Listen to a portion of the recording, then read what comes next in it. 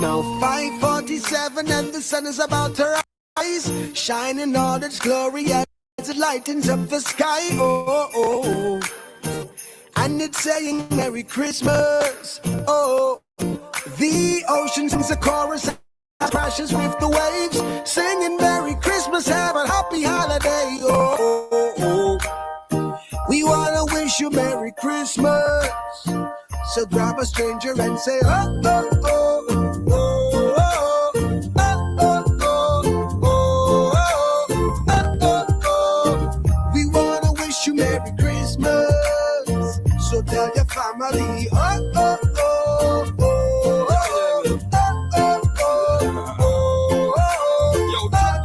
oh, we wanna wish you Merry Christmas.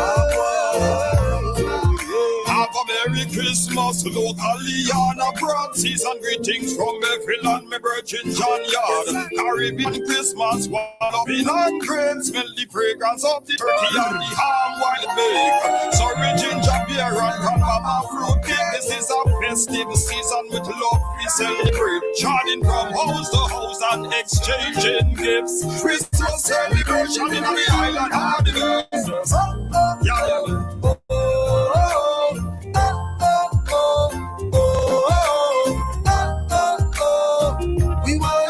Merry Christmas. Go tell your neighbors. Oh, oh, oh, oh, oh, oh, oh. We wanna wish you Merry Christmas. We wish you a Merry Christmas. I wanna the season comes around just family travel together. Children smiling ear to ear, ear to ear. I pray we could be like this all the time. Not just for Christmas or good vibes, but love would be our way of life. The children say,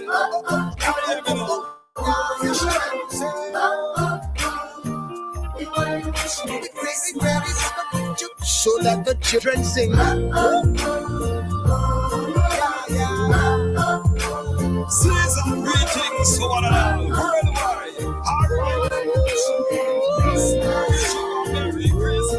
It's now 5:47 and the sun is about to set. The kid time and love our basic where they are the best. Oh, we wanna wish you Merry Christmas. I want to share them. Season greetings straight out from them. John Yard. You don't know the things straight back. Caribbean Christmas.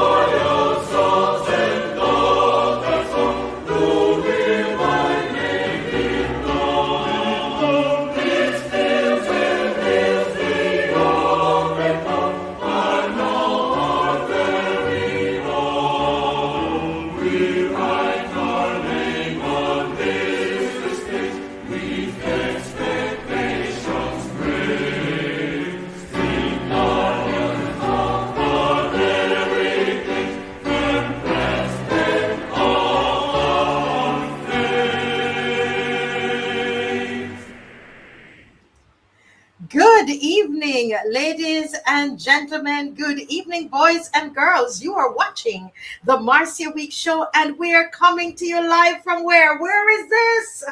Where is this? The blue, yellow, black. Put it out, Barbados. We coming to you live from Barbados. This is the national flag of Barbados, and you just heard the national anthem of Barbados. It's a beautiful, beautiful Sunday, December 21st. Oh my goodness. And if you are in the Caribbean, let me tell you, when it's Christmas time, oh Lord, I tell you, the feeling, the music. Did you see the start of this show with everybody decked out in Queen's Park? That's a traditional thing that we all do. And it's beautiful here in Barbados. If you're watching from another island, what do you do on Christmas morning? In Jamaica on Christmas morning, we go to church. You dress up and you go to church. Well, you go to church not so early as Barbadians will go like 5 o'clock in the morning and so on. No, we go the regular time, but you're dressed. That's the best you dress for the entire year. Okay. So folks, tonight is a great night and we're getting ready for Christmas. We have a big show lined up for you tonight. Tonight, we want to ask the senators, what happened? What happened in the Senate that you would give a blank check to foreign investors? What happened to everything that we were saying on the outside? Did you discuss that in the Senate? And we want to know what happened to the media. It's almost like there was a blackout of reporting on what happened in the Senate. What happened in the Senate? We're going to talk about that. We have Senator Worrell is going to join us. And then we also have with us former Minister of Tourism, Richard Seeley, is joining us because he's going to talk about the travel advisory. Because let me tell you, you know that there's a period that in Barbados they call the last decade. Would you believe that in the last decade there were zero advisories, no travel, no tourism advisories in that last decade in quotation. But we have 2 advisories now, and we know why. You saw what happened there in Warren's at the jewelry store. Oh yes, the tourists, they go back and they talk. Yeah. And they have been underreporting the number of tourists that are being robbed there in St. James. A lot of underreporting happening in this country as it relates to tourism. All right. Now.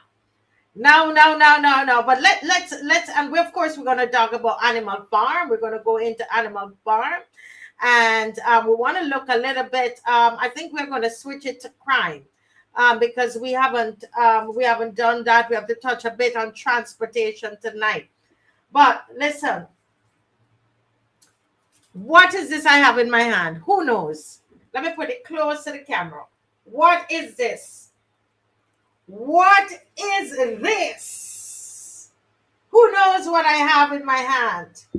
While you're guessing, let me say good night to everybody. Flo Joe, good night. Monica Ince, good night. Do you know what I have in my hand? Judy! Hey, Judy, how the Christmas treating you? Teroni Hall, what do I have in my hand? Look at it carefully. Look at it. Bajan Boy, Sandra Brewster, Cedric Strawn, Marcia Miller, my Filipino friend, Mildred, Mavis Lashley, did you share, like, and share? We have an amazing show tonight. You don't want to miss tonight. You don't want to miss it. Lori Bob. Hi, Lori. You like and share. Sir Alfred from Brooklyn. Good evening, Sir Alfred. Angela, night. Are we going to see each other on Christmas morning, Angela? At Neil Rose. Not Neil Rose. Dale Rowe. A Dale Rose event. Cammie, Beverly Prescott. Oh, wow. Jacqueline. Good night. Diana Husbands, good night. Shirley. How is it doing, Shirley? Is it cold where you are, guys? Did you share in your WhatsApp groups yet? Michael Harewood, good evening. Is anybody guessing? By the time I get down to the bottom, I'm going to find out if anybody guess what I have in my hand. See, if you can't, I think somebody guessing it. Thank you, Teroni. Thank you for that lovely compliment. Shirley. Yes. Rescue Bim. Rescue Bim to the world. Jug. But what is the ingredient? You're not Rescue Bim. You're not gonna get away with it. Teroni, don't tell me no jug mix, because you have never even tasted jug in your life. I don't know what kind of Bajan you are. I think I'm gonna send those people Charles Morris for you. You need to get deported, man. You can't be any good Bajan. Noel, good night, Noel. Judith and Clark, how are you doing? Guinea corn is what I have in my hand, guys. I have 3 bags of it, and I'm gonna be making some jug. My sister-in-law taught me to do that. No, Tori, no breadcrumbs. Breadcrumbs what? Look at it properly. The grains are too fine for breadcrumbs. Guinea corn flour, Sonia Ashby, come to the front of the class. Yes, you put it in jug. So yes. It's guinea, not corn flour, but guinea corn, I guess, unless you mean the same thing. Rescue Bin, you never ate it before? That's why you said jug ingredients. I could tell you, this is foreign to you. You're a foreigner, as they love to call me. You're a foreigner.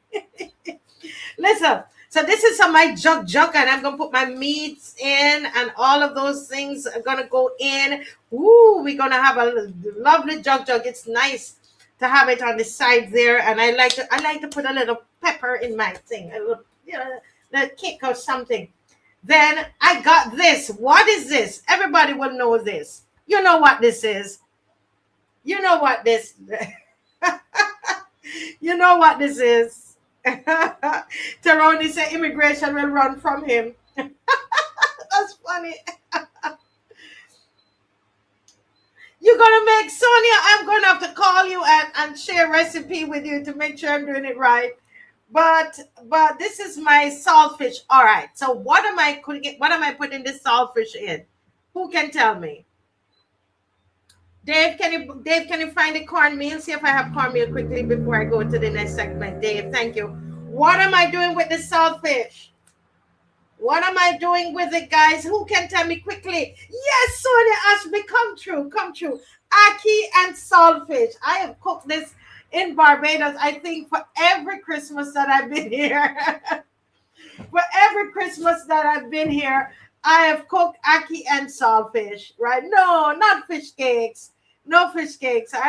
Dave is a fish cake maker. I make my ackee and saltfish, right? So that's what I'm going to do with this. Sometimes we buy it from the market, but Dave bought it from the supermarket today. And then this. What am I cooking with this on a Christmas morning? Anybody can guess? What am I cooking with this? With my cornmeal on a Christmas morning? Who knows? Who can guess? I'm going to have to give a prize to anybody. I have to give a prize to the person who can guess what I'm cooking with this on Christmas morning. Let me see. Bet you can't tell. No, nobody not going to know. No, nobody not drinking a cornmeal pop on Christmas morning. Mr. Bobby, you hear this? Let me bring Mr. Bobby in here while they guess. They can't get it. They won't get it. If you know, don't tell them. No, no cuckoo, no corn pone, no porridge. Festival! Jamaica. Dave, put up a picture of festival. That's Jamaican festival. Oh, this is delicious, Mr. Bob. Good evening. Yes. Yes. I'm in my Christmas. Oh, my God. Whoa. They are. And Yeah, you that feels very have nice. ackee and saltfish, and they're delicious. And then I got my jug in the evening. And then this ingredient is a Dave. Last ingredient. Anybody know what we're making for Christmas with this coconut? What we're making? Something Bajan. What we're making with this coconut? Who knows? Come on, man. Come on. Come on. Come on. And we shout out to our neighbor that they watch the show, and we get coconuts from them when we go walking. Sweet bread, yes, rescue bread. All right, rescue him. We're gonna keep you in Barbados. I won't send Charles Morris and the deportation team for you, okay? You can stay with me in Barbados, all right? Oh, No gosh. sugar cake, no coconut punch. Coconut punch, I don't think Dave has ever made that one yet. But can I tell you, my husband makes like listen, Mr. Bob, my husband Mhm. makes the greatest sweetbread. He's really good at it, and he makes also a Christmas cake with different colors and all of that. Mhm. So he's a good baker, good baker. But listen, don't tell me about no buy no festival mix. Shirley, Shirley, she's in Canada. You know they don't know no better over there. Mhm. The cold freeze up the brain. Listen, Shirley, we're not doing a festival mix. I do mine from scratch. You hear? When you come back here, I make some festivals for you. I hope that we'll be able to. No sugar cake. That's too much sugar, you know. As adults, you can't eat too much sugar cake, boy. Mhm.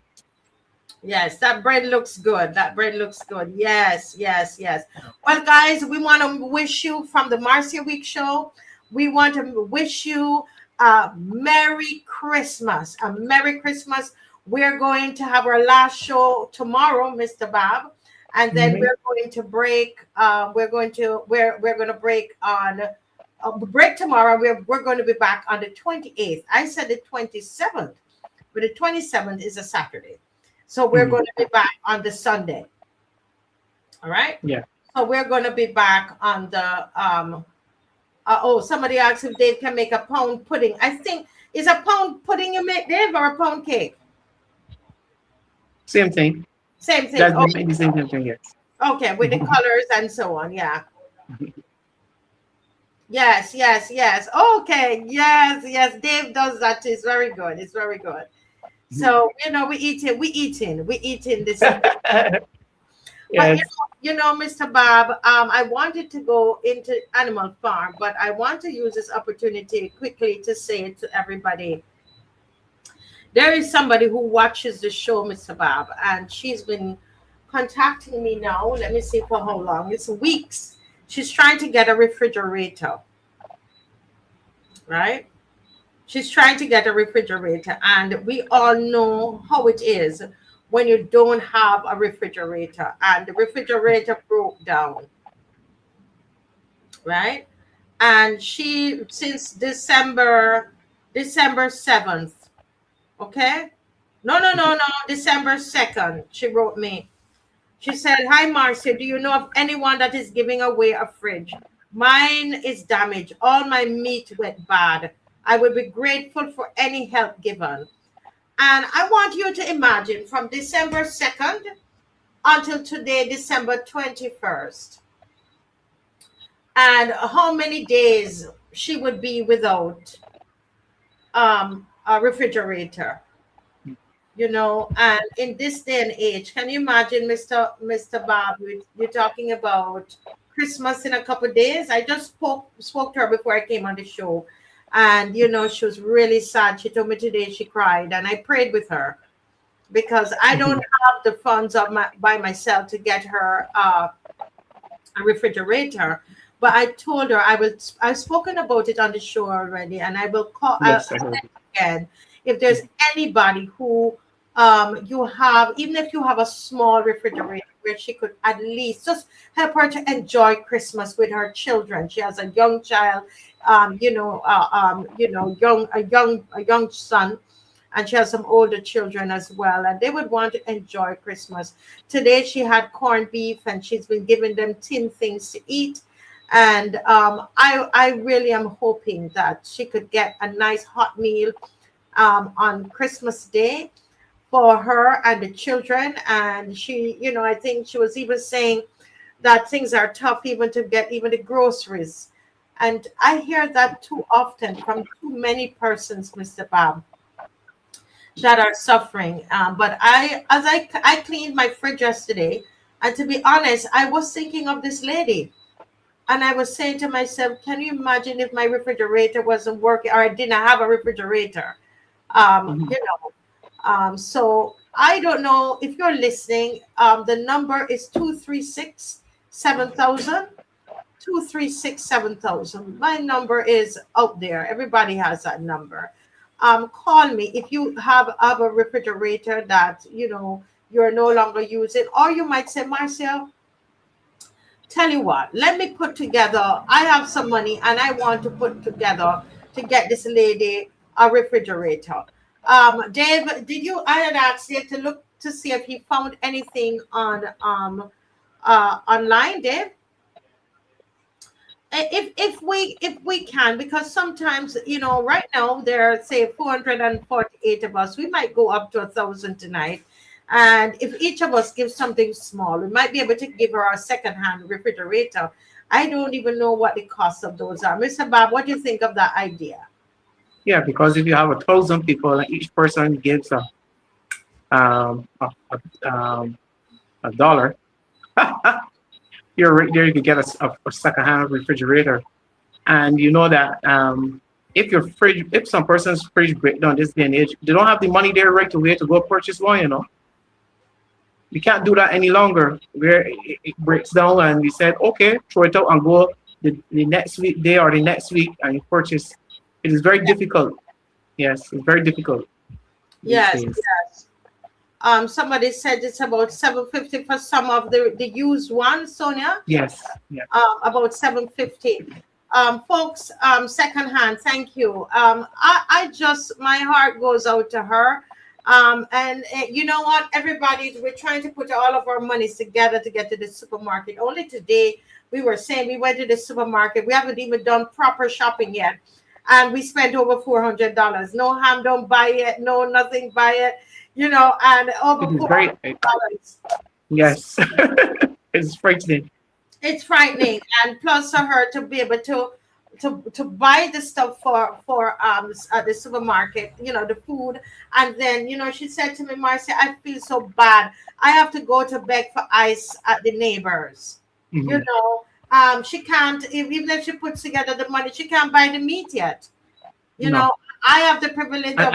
And you're not going to get that storage from some person else who may have, in another time of the year, may have a little room because everybody else will buy a little extra around this time. So room is going to be limited, even to store for her.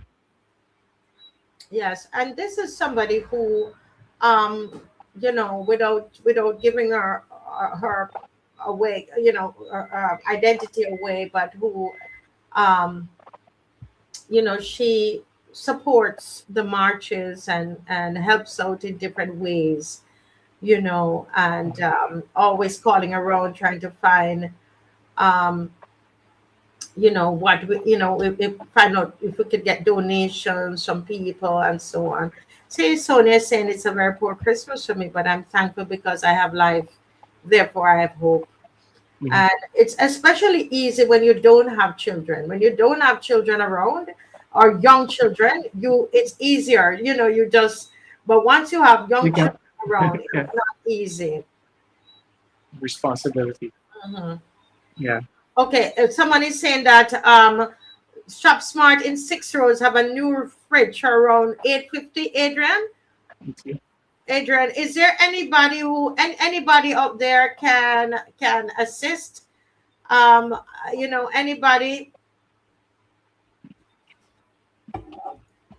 Anybody, anybody out there, just let me know.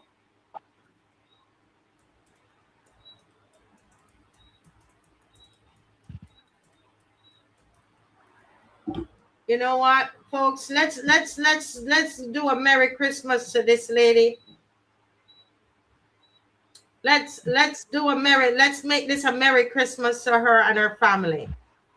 you know, it's $850. We can do that on here. I think we can do that on here.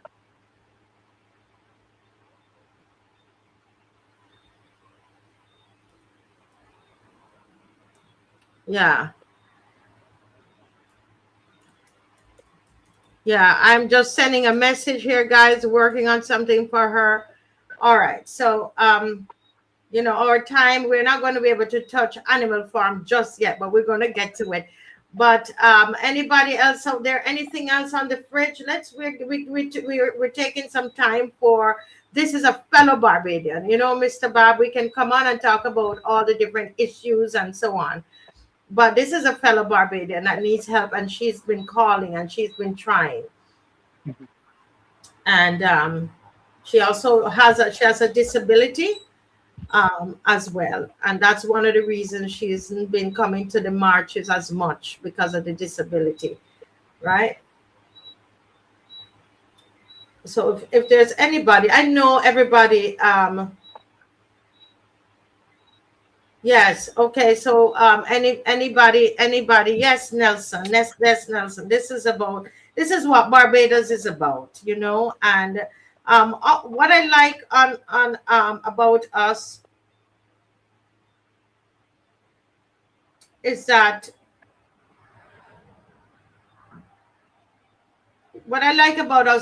on this show, I'm reading messages, guys. My apologies. Is that we solve problems. The lady who was on the other night and wanted, her belongings and so on. We were able to get, someone came to the house and dropped off a whole set of things for her in terms of, a food basket.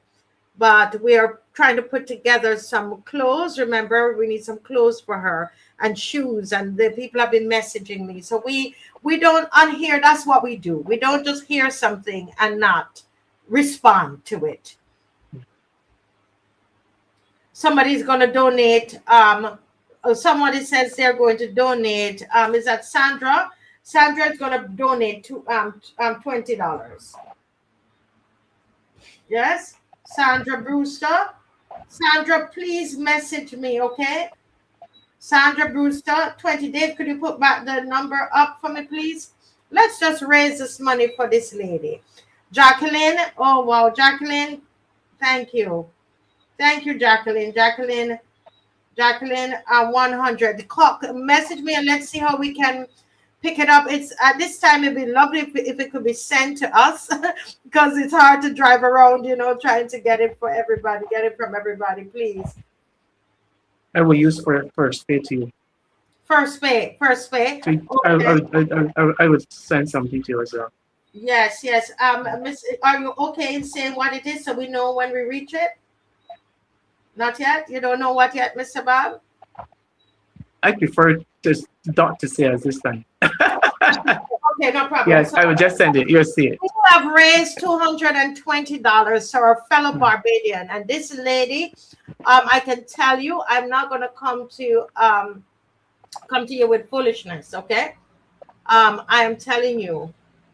Oh, thank you that she is somebody. She does have a disability, and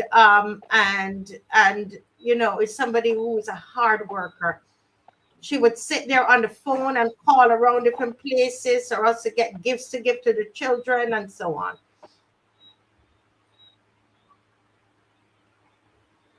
Pamela says she will give 50, so that we're at 270. 270. Well, Cammy, you can check it and let me know. Nelson, call me. Nelson, call me. Dave, can you put up the number? Call me, Nelson. Yes. Okay, thank you. So that we are at 320. 320. We're at 370. We're at 370. Nelson Gold. Guys, the number is there. Message me so that I have your information. Because I only have, remember now, it's between tomorrow and Tuesday, because, you know, Christmas Eve, we don't want to be up and down doing all of these things. There's a call coming in. Let me take this call. Good night. Good night, Marcy. This is Adrian Gibbs speaking. This is Adrian Gibbs. Am I being heard? Can you hear Adrian? Go ahead, Adrian. All right, on the screen, I'm willing to put up $100 to have this lady to buy her fridge. 100 from Adrian Gibbs. Okay, wonderful. I'll call you tomorrow and we will work out how you're going to get it to me. Thank you, Adrian. No problem. That easy. You can call me tomorrow. You got my number, right? Yes, I do. All right, no problem. Yes. Okay. All right. Anybody else? Wow, Shirley. That's 100 Canadian. How much Barbados is that? We're working it out as we go along. How much Canadian is 100? How much Barbados is 100 Canadian?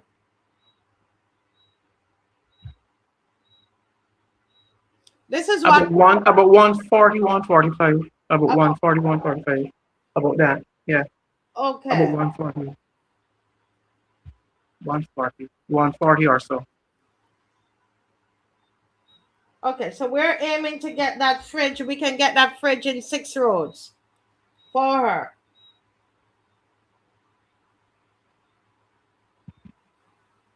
You know, and you know, Mr. Bob, I prayed for her before the show started, you know. Yes.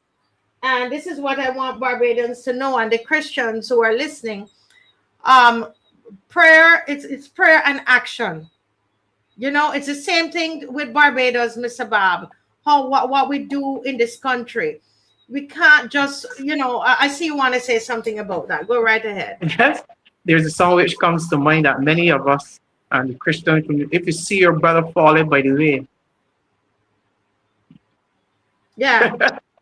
you gotta lend a hand. Yes.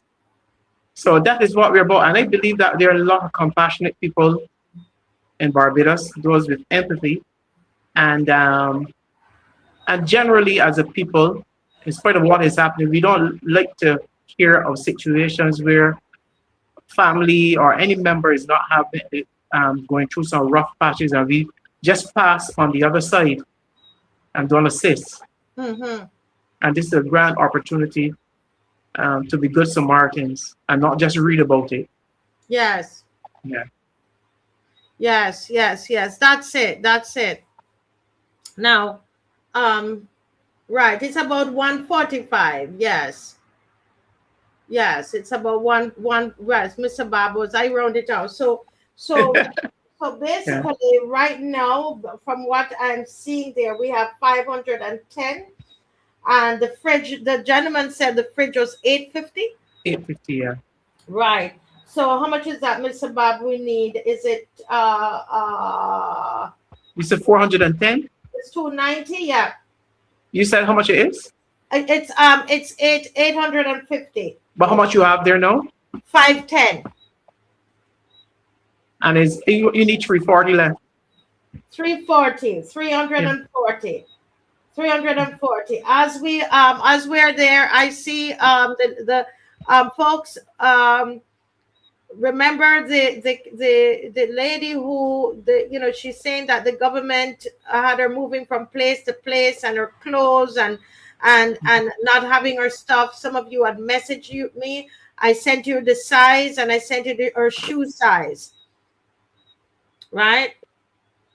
So I'm asking you, don't forget her, please. I want us to, everybody, myself included, I want, if we keep doing this, as somebody said, we share the wealth, we share what we have. Wow, 1949. Yes. Oh my gosh, we got it. We got it. Yes. Oh my gosh. You saw my total in the chat, right? Huh? You saw my total in the chat, right? Yes, I saw, and I added it. Yes, I did. Yes. Wow.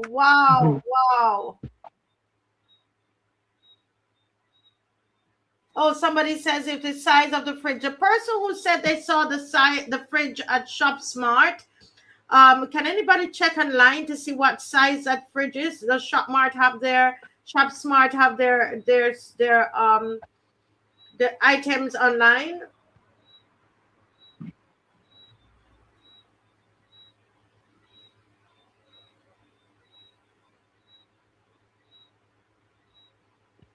Yeah. It is small. Can somebody, Sonia?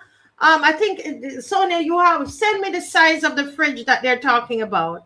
Somebody send it to me, please, in my thing. Let's listen. We put in some love on our sister tonight. We had lots of things to talk about, but it's not just talk.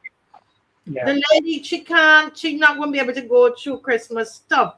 She told me she just feel like she would just go away and hide out, and nobody can find her because she feels responsible for the children. You see? Okay, guys, let's do this. I think this is okay. Somebody also check the Courts Bargain Center. We could go to the Courts Bargain Center tomorrow and check that as well. The point is that we, at this moment, we have about $850, and we should be able to get something for her. Yeah. Okay, you didn't see anything there, Mr. Bob? I will check. I have to use my other phone.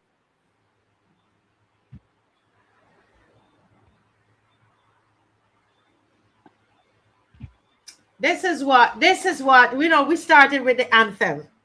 We started with the anthem of Barbados, Mr. Bob. This is what it's all about. This is what this is what being Barbadian is about. You know, and I love this. I love this. I love that this is happening. And I'm hoping that we'll be able to get this other lady a lot of things to herself. A lot of dresses and shoes. Because she doesn't have, she wanted to come to the dinner and she cried, the other lady who had called in, and she couldn't come to the dinner. She said she doesn't have anything to wear. She has a pair of slippers on her foot and so on. So yes, we could. And if anybody out there, we're at 850, anybody wants to bring it up to 1,000 so that we can get, you know, something that's sensible for her. Rescue Beam, you have to. I don't want to put her dress size out there, so I'm gonna ask you, in trying to protect my sister, just send me a WhatsApp. Everybody know my number 236-7000. Send me a WhatsApp, and I will be able to give you the size of the dress. Okay. And remember now, please, we don't want don't you know, things that you don't want for yourself. We don't give those away. All right, that they are stained and so on. We know we treat each other like kings and queens, as we all are. Oh my goodness. So Rescue Baby, you contact me and I'll be able to tell you. All right. Some of you, I know. Some of you, you don't want to put how much you're giving on here. I know how some of you are. You're going to call me and tell me. Manasseh, thank you, Manasseh.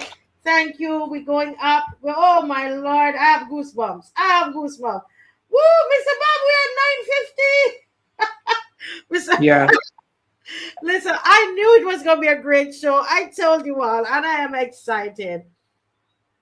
Somebody saying check standard. Oh, Farina. What? I don't understand. From the Cock and Bull Bar? Like that a real name, Mr. Bob, of a bar? Farina Dolat. Okay, so there is a bar called the Cock and Bull Bar. Where is that bar located, Farina? Let's give you a little shout out, Farina. All right. And of course, you know, you drink responsibly. You know, you don't drink if you can drive. All right. And drink responsibly. You don't have to be drunk. Jesus turned water into wine. He did. He turned water into wine so you can drink a little wine, but don't get drunk. That's where the problem is, where you lose control. Enjoy yourselves. And this Christmas, remember, we're going to stay sober because you see what they're doing. Oh, Gully Road in Rice is St. Philip. Hey, that's St. Philip, man. St. Philip, Gully Road. Farina, well, you're gonna have to call me and I get to know where it is. Right? Even if I pass and buy a soda, I don't drink like that. Christmas, I have a little falernum and I got something in my sorrel. I tell you the truth, I'm not going to pretend. I put a little something in my sorrel. It's got this spike. You spike it a bit. You spike it a bit and you drink your Give it a sting. But there's some people though, they can't drink any kind of alcohol, Yeah. And they shouldn't, Yeah. So people know they can't drink any kind of. Hello, Hello, Marcia? yes, good night. Can you turn down? Well, I was not calling to get on the show. I was calling to tell you that I sent you two snapshots of two fridges at Shop Smart. Ah, okay. And let me look. And there's one for $749.99. Uh-huh. And then there's a combo for $1059.99. Fridge and stove, and they're of good height. They're of good height. Okay, one is Yes. $10.99. I think we can get the $10.99. Wait, $1059.99. okay. That has a stove with it. And a fridge, Yes. and it's good. Okay. Well, we're going to Shop Smart. That's in St. Six Roads, right? Yes, please. All right. So thank you so much, my dearest. I will go And use your credit union Optima card.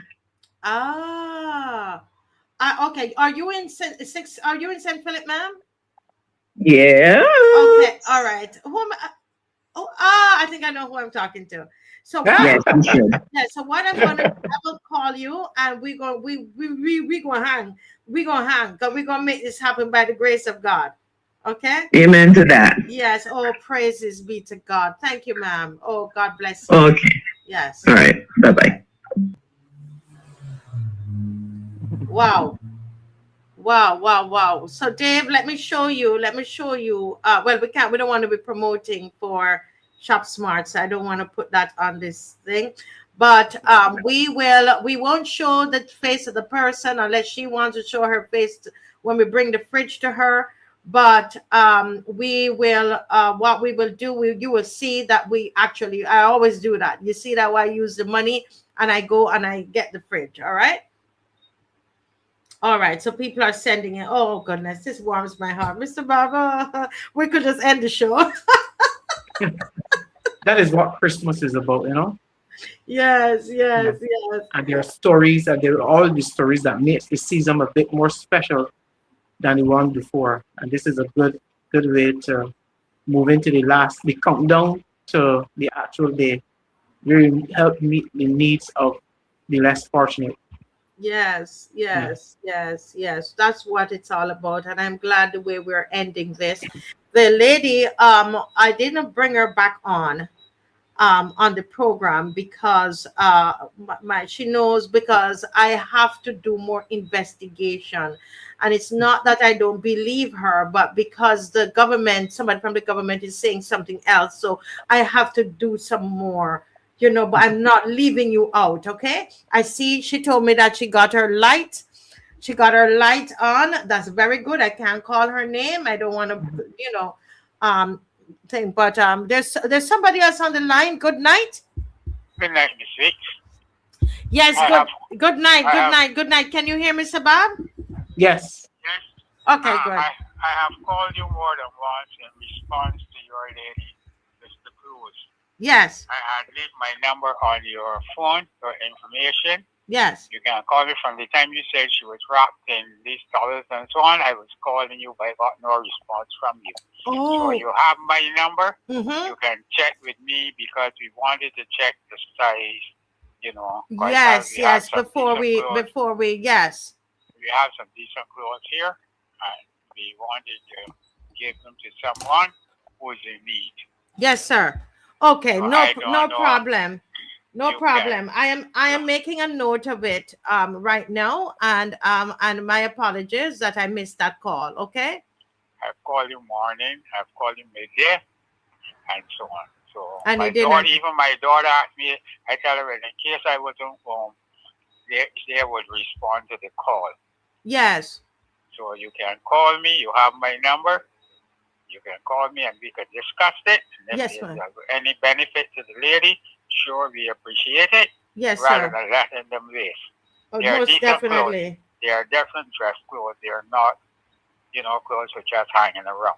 But Yes. when someone doesn't have, they could make a use of what you have with a That's decent, the Barbadian way. That's God's way. right? Yes, sir. So you have my number. You Yes, can I call do. me and we would arrange Yes, to sir. have them collected if they are of use to her. Yes, sir. Yes, sir. And I know that you've always wanted to call the program. We are still working, but right now I'm putting the phone at the micro at the because when I get a call from, like, you're calling from a landline, I have to do it that way. If they, when I get the call from WhatsApp, it comes through the computer. But I Yeah, know, I know. but I'm doing my best to accommodate you. Okay. Well, you might, because I'm still waiting for you to call the show. Today was hot on the show. I see they tried to give Mr. Thorne a rough time, Mr. Ellis, and Ms. Watson was on debating that bill, Yeah. the money, so we would listen. I'll sit Yes. down and listen. Okay, Okay. thank you very much. Thank you. God bless. Same to you. Okay. Yes, bye. All righty. Wonderful. So I have his number there, and I will make sure that it's easy to capture my WhatsApp calls than the other calls. So yes, yes, yes. Oh my Lord, it's almost 8 o'clock. Mr. Bob, you're It's muted. worth it, even if we miss out on Alma Farm, we have done a lot, but this Yeah. was more important at this stage, and we can always pick up the story. The book is not going anywhere. No, it's not. No, it's not. But Yeah. what I'll say is this. Just let me just say an official thank you to everybody, the loyal opposition. Okay, Carol is 100. Thank you, Carol. Yes, Carol, everybody, you have to message me. Message me. Can you imagine all these people for me to call them, right? So you want to make it a little easier for me by messaging me. All right? Message me, everybody, please. You're making it easier for me if you do that. Yes. Let's just give, I feel like we could say a word of prayer and give God thanks. Father, I thank you for this family that will be blessed tonight, Father, and by us being able to get it to her, hopefully tomorrow night, or by the next morning, that we'll be able to get this to her. We just pray your blessing on the entire family. Remember the other lady who needs her clothes from the government and being pushed around. Help these people to feel, we want them to feel like human beings, to feel like people, to enjoy Christmas this year. I just send your blessings and your great grace on them, Father. Let your light shine upon them now, God. In your mighty name. Amen. Amen. Amen. Yes. Mr. Bob. Well, today I don't know if you thank you, Unhinged. Thank you. I don't know if you had a chance, Mr. Bob, to listen to Brass Stacks today, but I think this is a good time. No. No, I And didn't. yeah, I haven't listened. One thing I don't do is I'm not saying one thing and then I do something else. I say I'm done with that, and I'm done with that. All right. Okay, somebody tell me that when I pay for the item and if you have the transport, you get the item the same time. Thank you. Yes, yes. But I'm feeling here about what to do.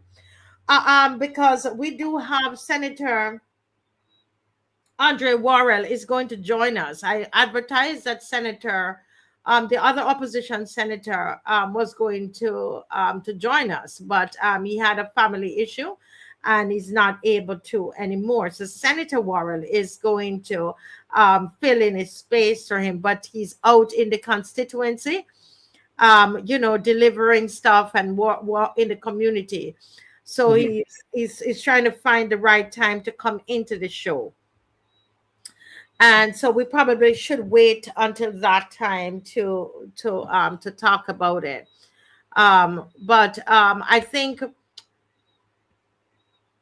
what we could do is to just talk a little bit about Animal Farm. Take the next 5 minutes until he comes on, and let's look at for the next 7 minutes. Look at Animal Farm, chapter 7.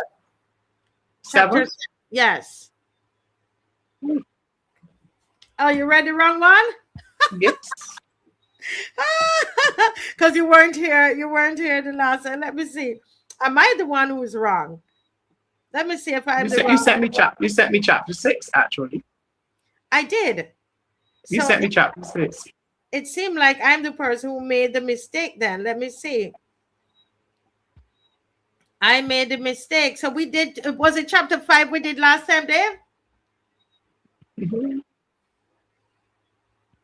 I'm running ahead. Anybody? Is there anybody? I have chapter 6 that we did last time. What chapter we did last time?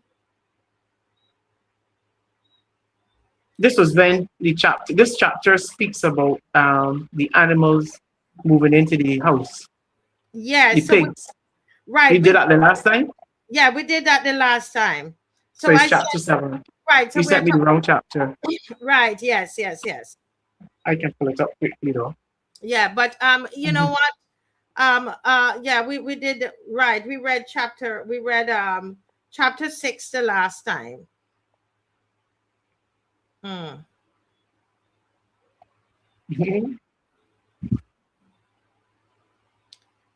All right. 1 second. I can pull it up. Yeah, people are calling me after the show.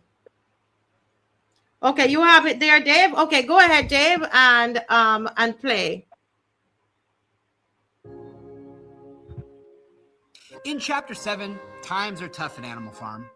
Construction on the new windmill goes all through winter. The animals want to prove themselves to the humans, who are saying that the windmill's walls were too thin. The animals continue to believe that Snowball sabotaged them.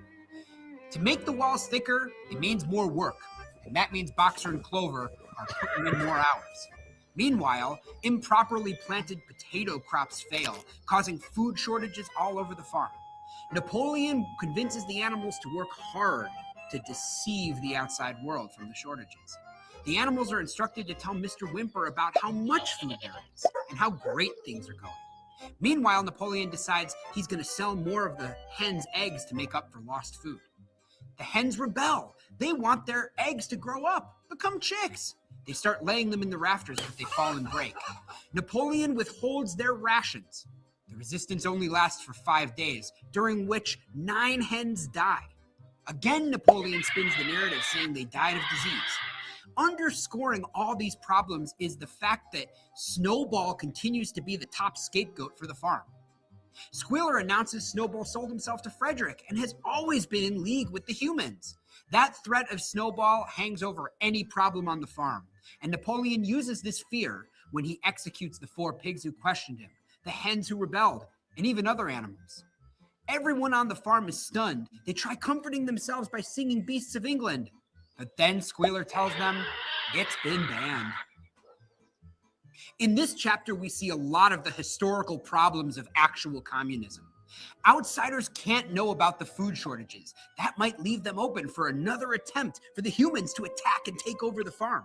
We also see the role of scapegoating, mostly when it comes to Snowball, being used to cover for problems on the farm, mostly from management. Any major thing that goes wrong is blamed on Snowball. He's the scapegoat. And it's important to use a scapegoat in communist history so that the government to do whatever they want and not be questioned about it. We also see the way history is rewritten to fit the current narrative. Many of Snowball's alleged crimes are food-related, tying into the food shortages. The pigs rewrite history with the Battle of the Cowshed. Snowball used to be a hero, but now he was in cahoots with Mr. Jones the entire time. The animals' willingness to believe anything the pigs tell them says something about how indoctrinated they've all really become.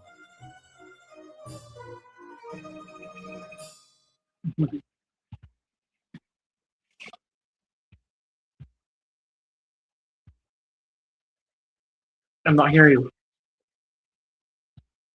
We're not hearing you.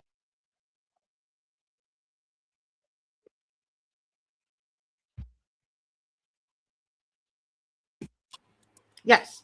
Okay. I got you. Right. I was saying that with chapter 7, that I know that you might not have read it this evening, but it's a book that you know, right? Yeah.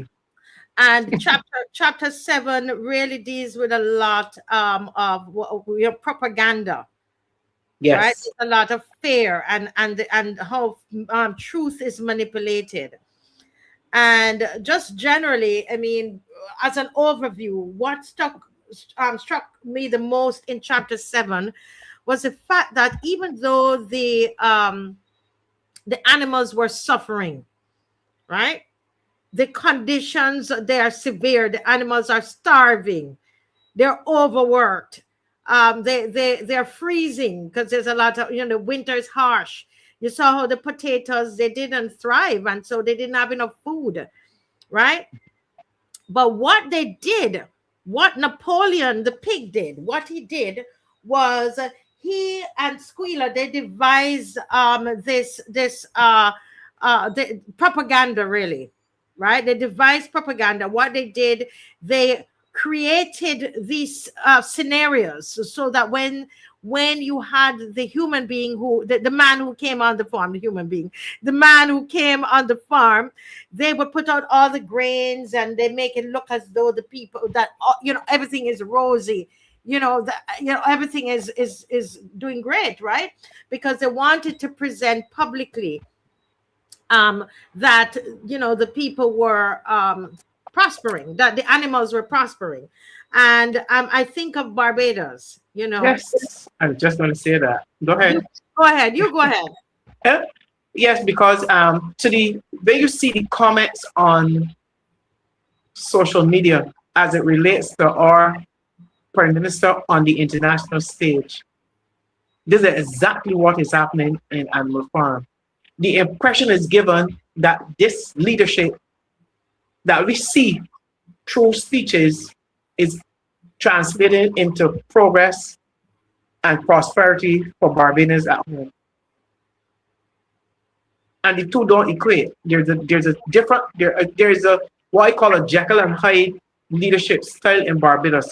There's the international person, and then there's the one at home. So that is exactly to create the impression that all is well. Yeah. And we have and people are suffering.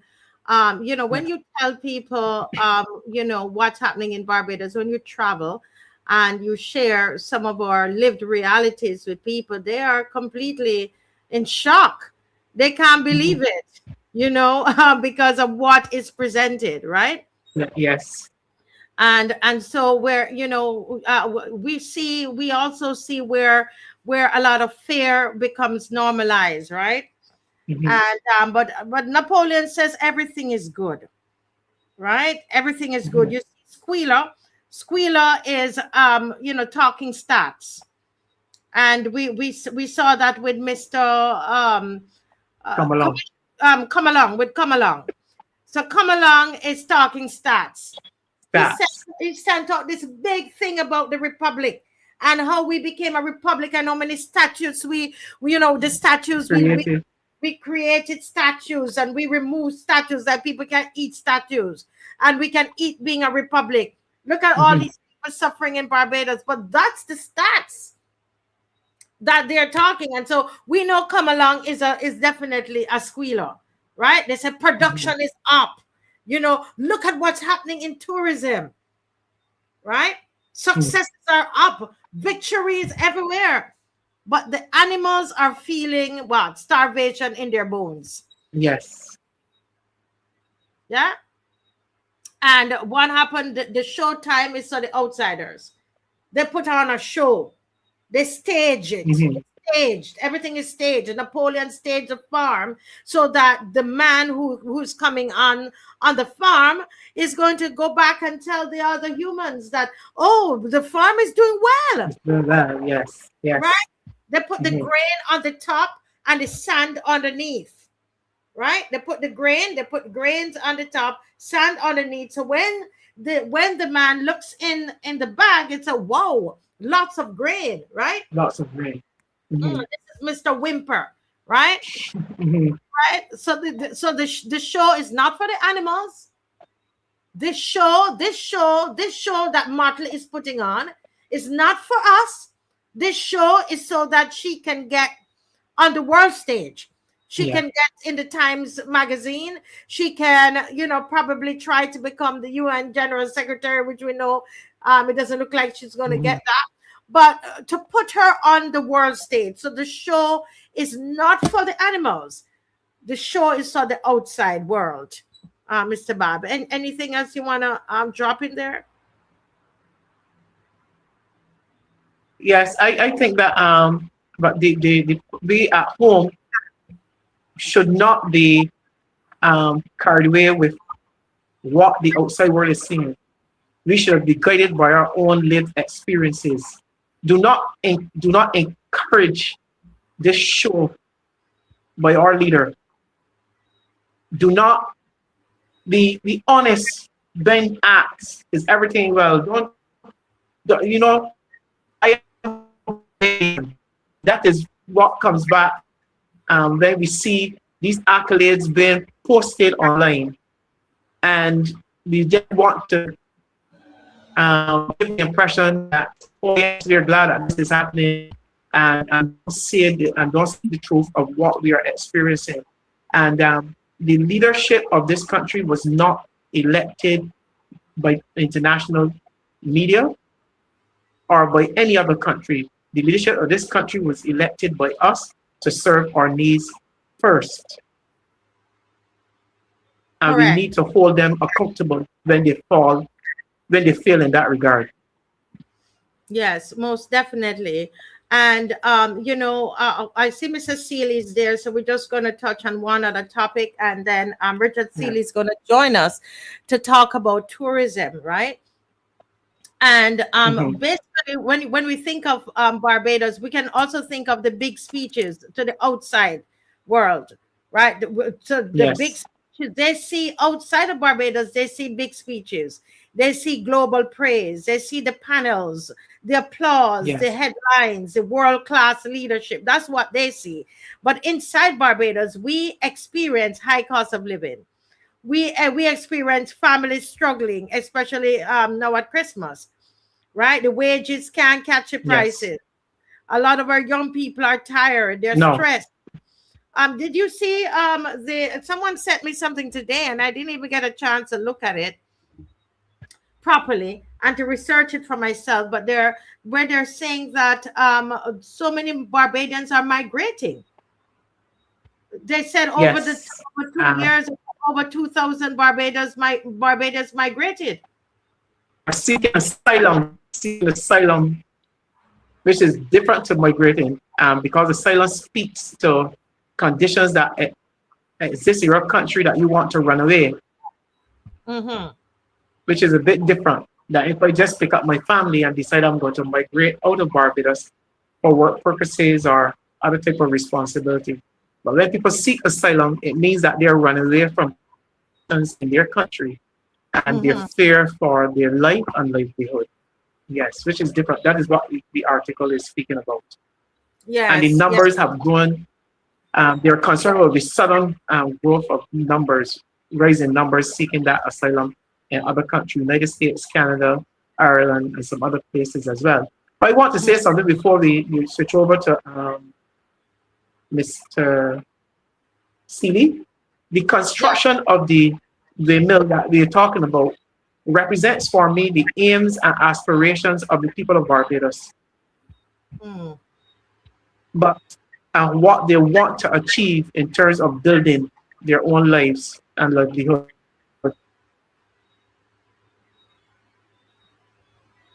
Mr. Bob seemed like he's stuck, or is it me that's stuck? Yeah.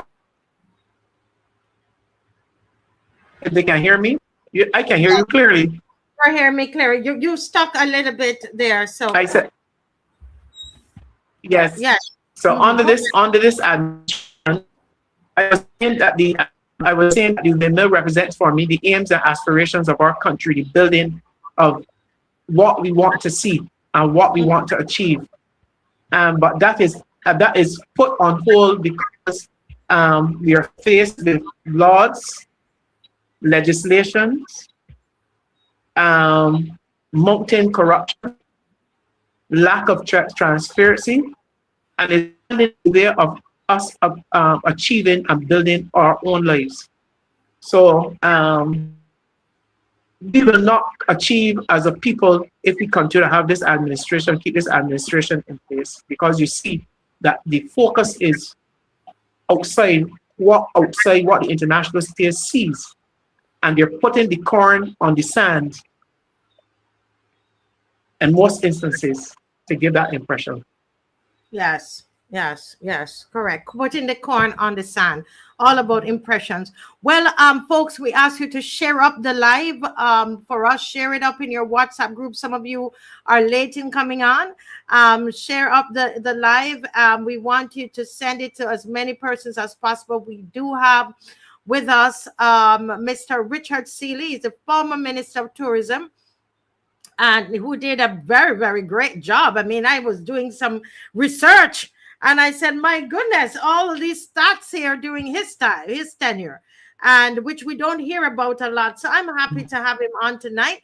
And Mrs. Seeley, if you are ready, just signal to us if you are ready.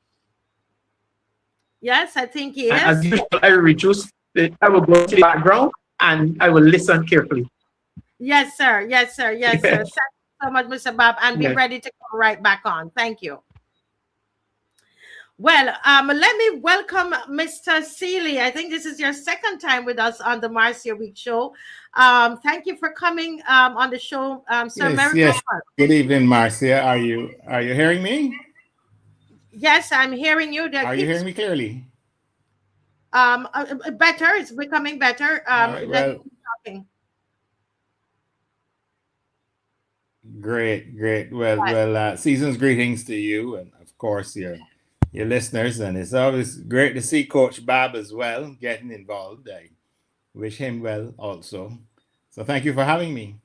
Yes, sir. It is a pleasure. And when I read the travel advisory that came out a couple of days ago, I couldn't help but to think that it would be quite appropriate to have you on the show, because we're seeing where, you know, this advisory, we would have seen a response to it by the Minister of Foreign Affairs, and they're basically downplaying it. Yes, this is Mr. Kerry Simmons there, and but the reality is that perception is in tourism. Perception is as powerful as reality, and if there is that perception that there is, increase in crime and terrorism, just hearing those two together can affect people. So my question to you is, how do you think these advisories affect tourism workers, small businesses, and just ordinary Barbadians, even if tourists keep coming? How do you think, is there any impact, you think, on just local Barbadians? Yes, there is an impact. I mean, we are still, talking about our major source markets. All, people are making decisions when they have a number of alternatives. I mean, tourism is highly competitive. And if you are being issued with an advisory by your government, you're going to certainly take it seriously. I don't think it's something that should be made light of at all. We had to deal with a little bit of it. I mean, I remember World Travel Market when the Zika virus was causing the microcephaly among women, and we spent a lot of time trying to, assure people that yes, it is true that the vector that carries Zika is present in Barbados, the Aedes aegypti mosquito, but you still had to try to work on it because it's a very emotional issue. And I would say this particular advisory coming out of our major source market at this time is nothing to make light of. It is true that the advisory did speak to the terrorism threat and recognize that that's not necessarily forefrontal in Barbados. But the advisory goes on to make direct reference to the crime situation. The crime is out of control, and you have to understand. I mean, the UK has a mission here, a significant the High Commission, and they have staff who live here, who have to do everything that we do, and they're observing and they're reporting back. And even outside of that, we have a strong and a fairly extensive UK expat community that live here. And then on top of that, you have the snowbirds, the ones who only come during the winter months. And some of these people are very influential. I mean, we're talking business leaders, cultural icons, leaders, people with significant influence in the British situation.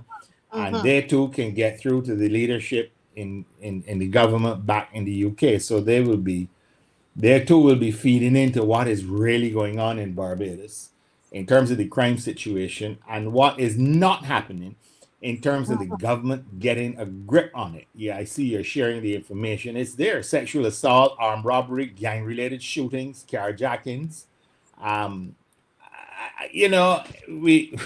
We don't want to play too much politics on this issue, but we have to recognize that the government, they separated Home Affairs from the Attorney General's chambers. They brought on a specialist in the AG's chambers. They've enlisted support from the Defense Force. They have, expanded the island constabulary. And I see now that they have been upgraded to become full constables. That they seem to be trying this and trying that, but nothing is happening with respect to bringing down or even getting a grip on some of the violent crime. And that is a problem. And I therefore don't think it is right for the government to make light of this issue, especially coming from the UK for a couple of reasons. I know I've gone on for a while, but but we want to hear you, because I'm glad you're touching on the UK, because I noted in my research that the numbers are declining in the people coming in from the UK. So I want you to talk about that. Airlift.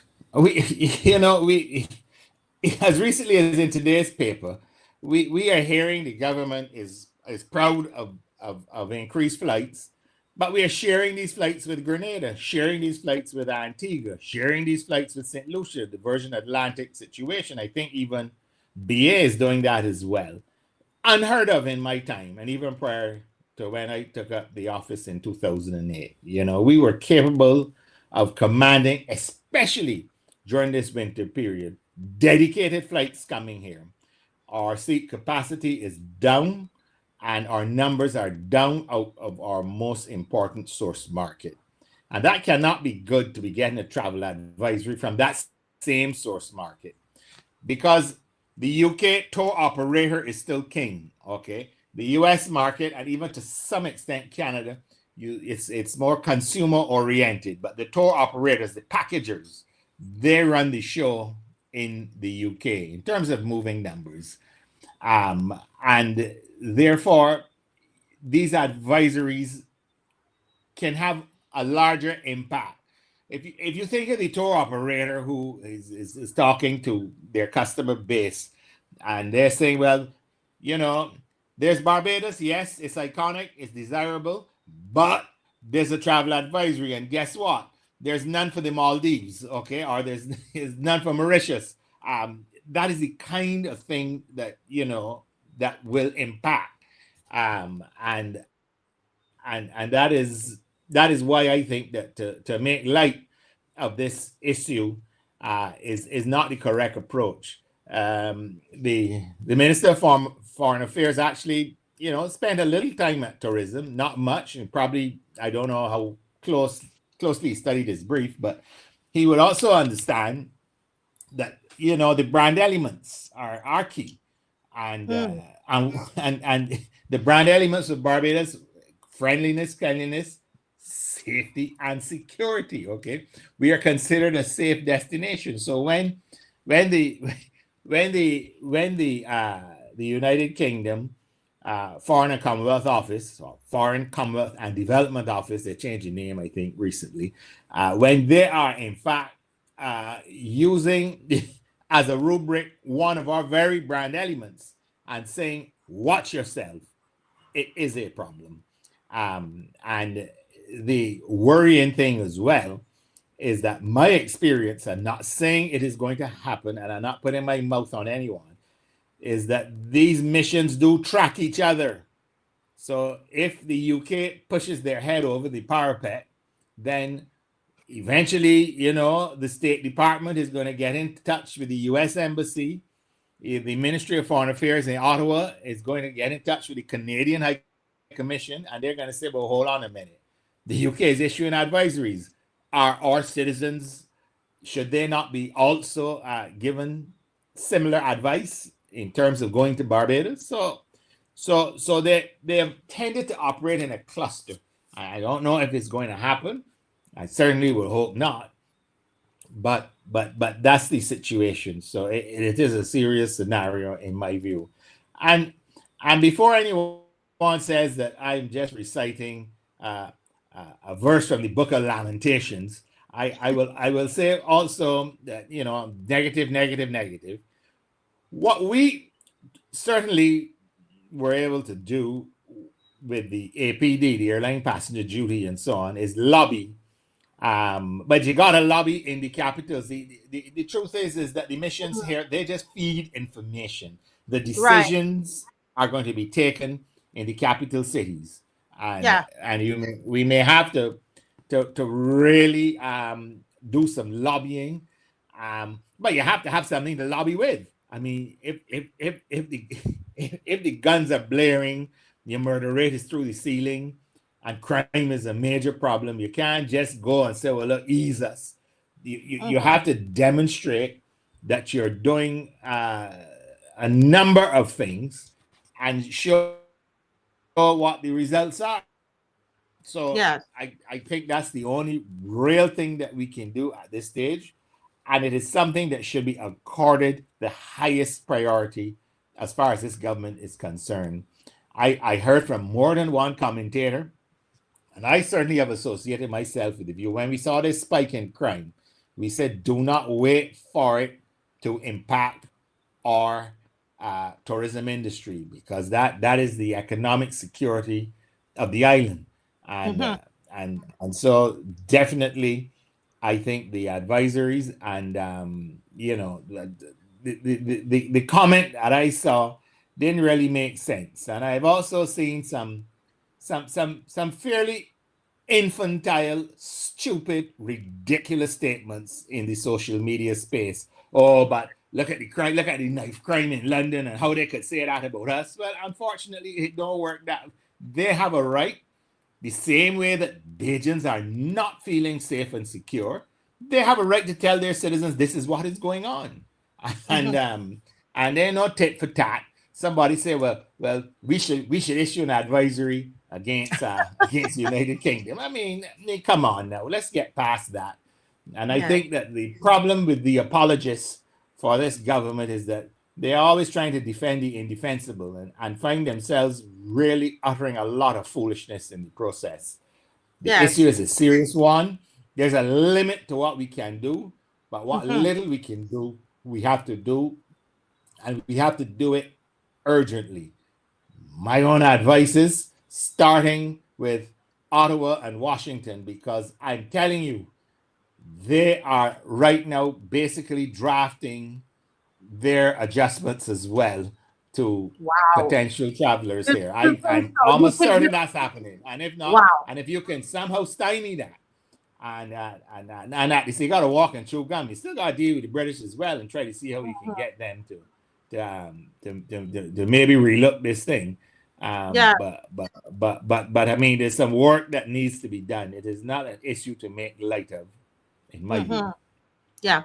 Well, we have on the screen here as we're talking about, the increase in crime. And if you do any research, it tells you there's an increase in violent crime. So let's just watch a little bit of what happened today. There's no audio.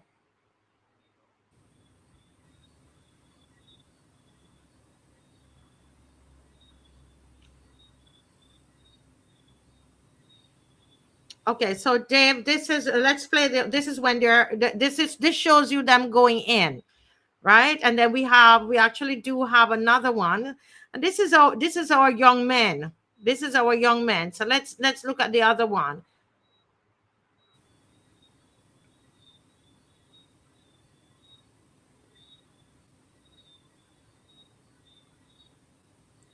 Where is this, Marcy, if you don't mind telling me?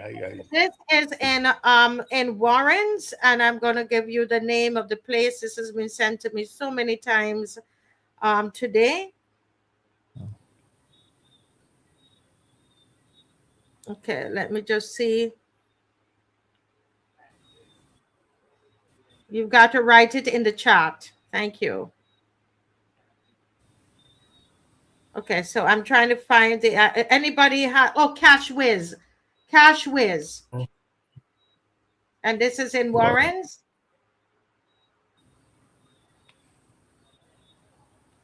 Yeah. Mr. Seeley, Dave, if you could put it back up for us, thank you. This is what this is it, and I was in St. James. We were trying to get a not a permit, work permit, a permit, a noise permit for one of our roadside parliaments in St. James, and I saw in there were I saw tourists in there making complaints that their bag was just snatched, and I was sitting there like, my goodness. Word of mouth, they're going to go back and tell somebody else in London what happened, what happened to them. And so this is some of what's going on in our country in your tenure, sir, when crime was much, way less. You did not, I didn't see in the 10-year, the last decade, I didn't see any advisories of this kind. You will have health advisories or hurricane, but I didn't see any. But there have been 2 of these type of advisories mentioning crime and safety alerts. And they mentioned terrorism risk and so on.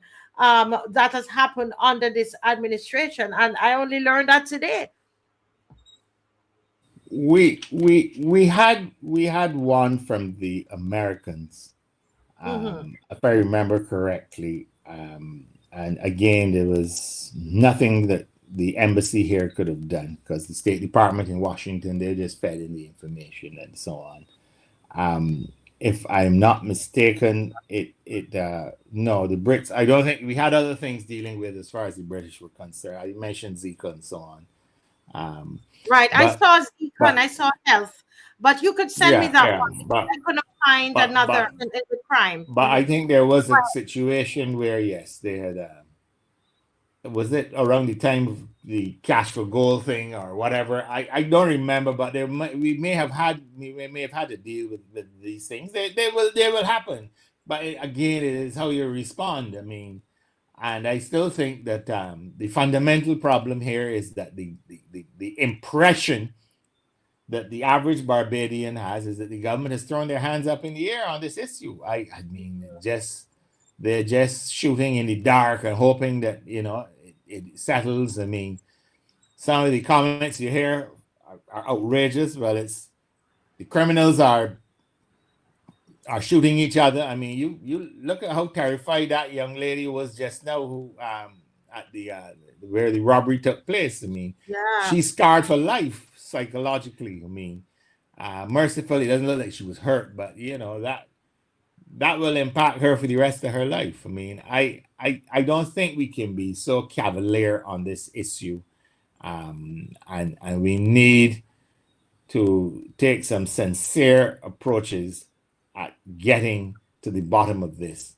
They, I mean, it was promised, and clearly they were just promising, as with most of the things of this government. They never really had any real ideas or any solutions, but we got to deal with it. And I've noticed as well that the average age of the perpetrators of this type of thing, whether it be larceny or even the gun-related violence, the average age is getting lower and lower.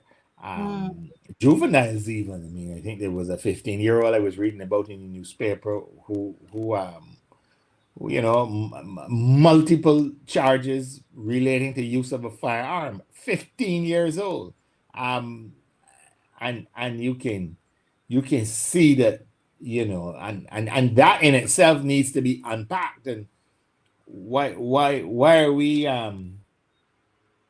how is it that we are failing these young people so much? I mean, there's also an increase in violence in the school system, and that must be related and connected as well too. A lot of that, I am told, based on the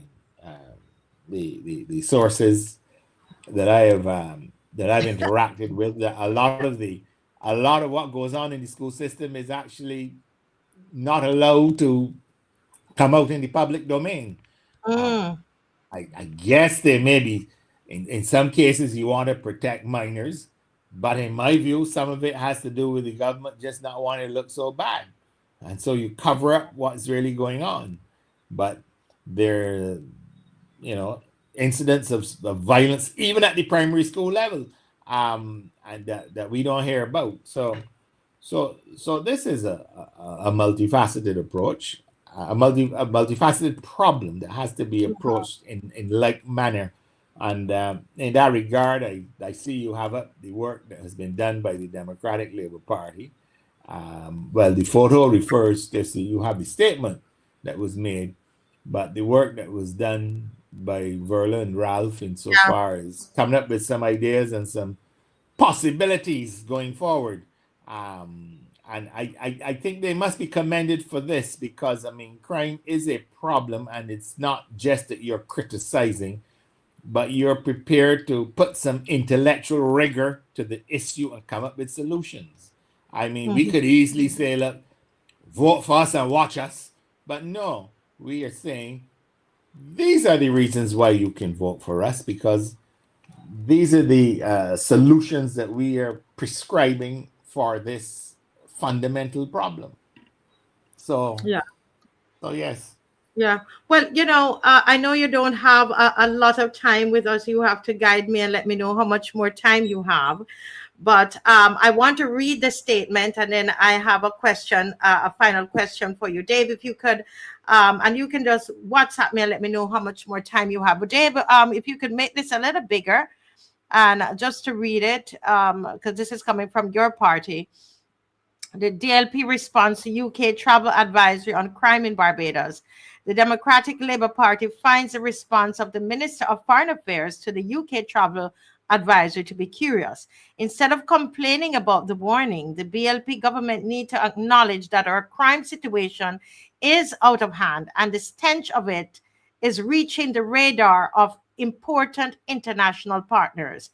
The Democratic Labour Party understands and appreciates well that since we remain dependent on tourism almost exclusively for our economic survival, it is time to stop buddying up with criminal elements and take our crime situation seriously. Barbados desperately needs true political leadership on policies designed to curb crime. In the face of a defunct National Council, which has produced nothing but silence, the Democratic Labour Party again recommends its own Crime Commission blueprint to rescue a nation, published nationally earlier this year, and we stand ready to implement its comprehensive policy initiatives. Now, sir, I'm sure you know the statement, but the, Yeah. the question is, one, are you, you've heard that probably there might be elections around the corner soon. We heard the Prime Minister telling her people, oh, you're going to have lots of work to do in the new year, and lots of rumors going around and so on. And so my question for you, sir, tonight, you're seeing what's happening in tourism. Is this something that you say, you look at it and you say, you know what? If I get a chance to go back in, I would be able to fix some things. Do you think about that? Is that something that you want to do? Well, I mean, whether or not I go back in, I think what concerns me is Barbados. As the statement says there, we are still very dependent on tourism, and it looks like that will be the case for the certain near future and possibly beyond. But the first thing and the real thing that I find really, totally baffling is the fact that the numbers that we are relying on in terms of our arrivals are basically estimates that we get from the airlines. Yes, sir. I saw that today. Let me confirm. I saw that today. Estimates. It is beyond me. How can you plan? How can you sit down and decide, well, okay, we're gonna go and touch base with this particular carrier or that carrier because we have a soft spot here or had a soft spot there. I mean, certainly when I was there, I mean, I used to lean a lot on empirical information, solid information. So the immigration department used to record all of the arrivals to Barbados and where they're coming from. And then that would be forwarded to the Barbados Statistical Service, and that would form the official numbers for Barbados. Now, it is true that they would send them to us as well, but they were in draft. They were never official numbers until the BSS put their stamp on it. But you have a situation here now where the BTMI partners with airlines, and it's going to those same airlines to tell them about the arrivals. I mean, that's unthinkable. And honestly, the private sector players, the BHTA, would have never tolerated that But let me ask you something. And they were right not to do it. But why is it? I'll explain to you why. They implemented those scanner things at the airport. Where when you arrive now, you no longer go to an officer. You don't fill in an ED card and present it along with your passport to an officer. You scan this. You scan the the page with the barcode on your passport, and then you gained entry. And somehow they have not been able to collect that information in a manner that allows us to know where the arrivals are and where they're coming from. There's some very expensive software that has to be purchased, and for some reason, it has not happened yet in the last 5 or 6 or 7 years. And so we rely on these estimates, and it is not a good way to plan. And perhaps that's why you will have these disasters like Cayman Airways and Bahamas Air and so on, because you can't plan properly. Right.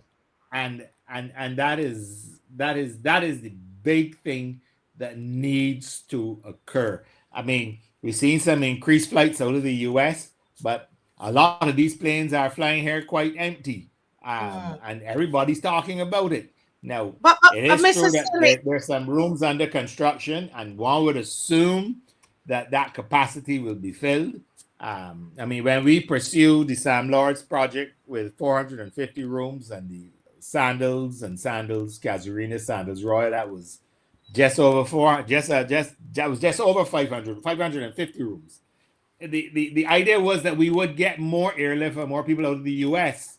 And a bit of that is happening. Those projects are on stream, even though the current government criticized them. They're benefiting from them, but they ain't gonna tell you that. There are other hotels now that finally got going. Some of them can't seem to get going, but presumably you have to be able to sit down with your airline partners and speak to all of this with hard information in front of you. And the mere fact that in addition, or the thing that I didn't have to deal with to the same extent as current ministers of tourism in the Caribbean have to deal with is the explosion of the Airbnb. So even the BHTA can't really make sensible discussions about what's going on in the accommodation sector in Barbados because they are all over the place. A lot of people are coming into Barbados staying on Airbnb. Maybe that's why the hoteliers try to encourage the government to go after them so viciously the other day. But you gotta embrace them and work with them. Yes. And I think that is, that's just a must. I mean, that is what they're demanding, and you have to work with them. Now, I still do believe you need to have hotel plans as well, but there's the need for proper planning and for realistic empirical information that can be collected, and you can't be depending on estimates. I don't know if you remember a few years ago, they had to revise the numbers by 8,000 in 1 month. Yes. What kind of craziness is that? I mean, I would like to see Richard Seeley at a press conference, maybe with Chris Sinclair sitting next to him between 8 and 18 and telling Barbados, oh, don't mind those numbers. I was up by 8,000. Go with these numbers. I mean, honestly, I don't know. I mean, these people are audacious, they're bold and their estimates anyhow. So I think we have to get a little more serious about that aspect of things and deal with them there. Somebody here. Yes. But let me ask you something. I have a question about the Food and Rum Festival because I noticed that it's being promoted locally. That it was with the BTMI, I think BTI, but it's now with NCF, and I'm trying to understand who is the market there. Was that started under your administration? I can't remember. And why do you think it's now with the NCF? Is it? I'm trying to understand that. It was very, very much started under our administration. Okay. What we inherited the Zagat food guide. Tim and Nina's the Zagat guide. All the capital, many cities all over the world have a Zagat guide, which basically rates restaurants. We had the Zagat guide.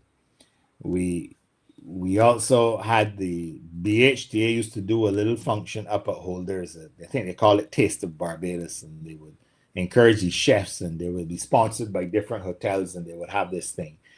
And I actually, I think Ralph Taylor was the chairman at the time. I says, we need to have a food festival, and at the same time, of course, promote the indigenous beverage that is globally known, rum.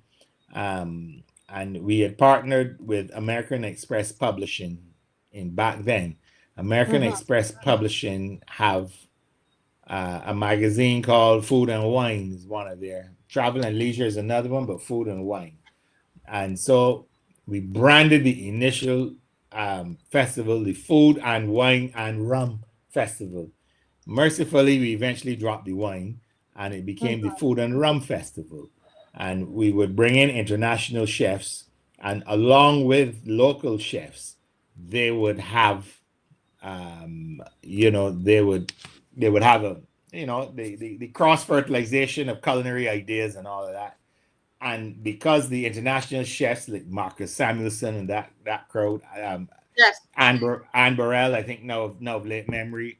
But these people have a following, and people will get on aircraft and go to these events, these culinary events, just to see a cooking demo done by these folks. So we had something that was really special, and I remember telling at one of my speeches in the early days, I said, this festival has the potential, not necessarily to surpass Crop Over, but to get just as big. Just that. Because of the importance of food and because of the global, we see what's going on with the channels and so on, the cooking channels and the different things, the Iron Chef events and how popular it is. I said we were on to something. I actually used to draw the parallel with Crop Over, because I will tell you something here now. A lot of people don't remember this. I was a child, but the modern Barbados Crop Over Festival was started in the 70s by the Barbados Board of Tourism. Okay, there wasn't an NCF back then. Okay, it was started to bring visitors to Barbados in those soft periods during the summer. Bahamas had a Junkanoo festival. The Jamaicans had a reggae festival, and Crop Over was started by a committee set up by the Board of Tourism. That's where Crop Over started. Obviously, it grew to the point it became our national festival. The NCF, I think, was created in the early 80s, and they took it over. And if it is sensible for the NCF to take over food and rum, that's fine. And the BTMI can focus on marketing. However, if it is simply going to just be another party for locals to attend, I think I have a problem with that. And I don't see any reason why you can't have both, as is the case with Crop Over. Locals enjoy it, people from the region enjoy it, and people from beyond the region enjoy it. Why can't that not be the same thing with food and rum? The emphasis is too much on providing another party for locals. And I think that this government has, really reached its zenith in that regard. You want to have a special event for independence. You want to have an expanded Crop Over. You want to have Carry Festa. You want to have regathering. You want to have food and rum as well, too. Kadir. I have nothing against any of them, but you can't have all. You still need to have a few. All now we don't even know how much money was spent on Carry Festa. And the hospital is in such a mess that droves of people got to go down in the port to try to get on a boat that the Chinese have sent here. Oh, don't get me wrong. It's an industrialized country, and if people need specialized help, fine. But you really think, that boat came here previously, and I don't remember seeing lines snaking all over the place for people to get medical attention. We have a polyclinic network. We have a fine teaching hospital, even if it's badly managed. And we have got to get our act together in that regard. And I think a lot of the money that's been wasted, frankly speaking, on these parties, is money that can be redirected elsewhere. And you touch a personal note with me when you mentioned food and rum, because I was there at the very beginning and had significant say in exactly how that whole thing was conceived. I remember with the very first festival, no role for oysters. I said, how could you have a food festival in Barbados and nothing for oysters? And they're trying to recreate the oysters experience at Queen's Park and so on because of concerns about cigars. I says, listen, that is foolishness. You have to involve oysters. Oysters is the number one tourist culinary experience in Barbados, the number one attraction in Barbados. You read the exit surveys, the number one attraction in Barbados is not Harson's Cave or the Atlantis submarine. It is the Oyston Bay Garden, according to the visitors, not me. That's what they're saying. And if you go to Oystons on a Friday in September, the worst month for tourism in Barbados, you look and see how many tourists you see all over that place. So, we involved the Oystons. We brought the rum to another level, and to see the thing just reduced to a high price party for locals, the who want to be seen. That's unfortunate. I think the food and rum festival has tremendous potential from a tourism point of view. It can also do a lot to help our culinary practitioners, and that includes the mixologists, the ones that deal with the drinks. Yeah. Exposing them and giving them opportunities, etc. And along with that, other opportunities will come. The farm to table program means our young agriculturalists can get involved in the and our food processors, the cottage industries. This thing this thing has a bundle of potential to impact a whole set of people, and it can be reduced to just a few events to entertain people. I think there's enough entertainment in Barbados.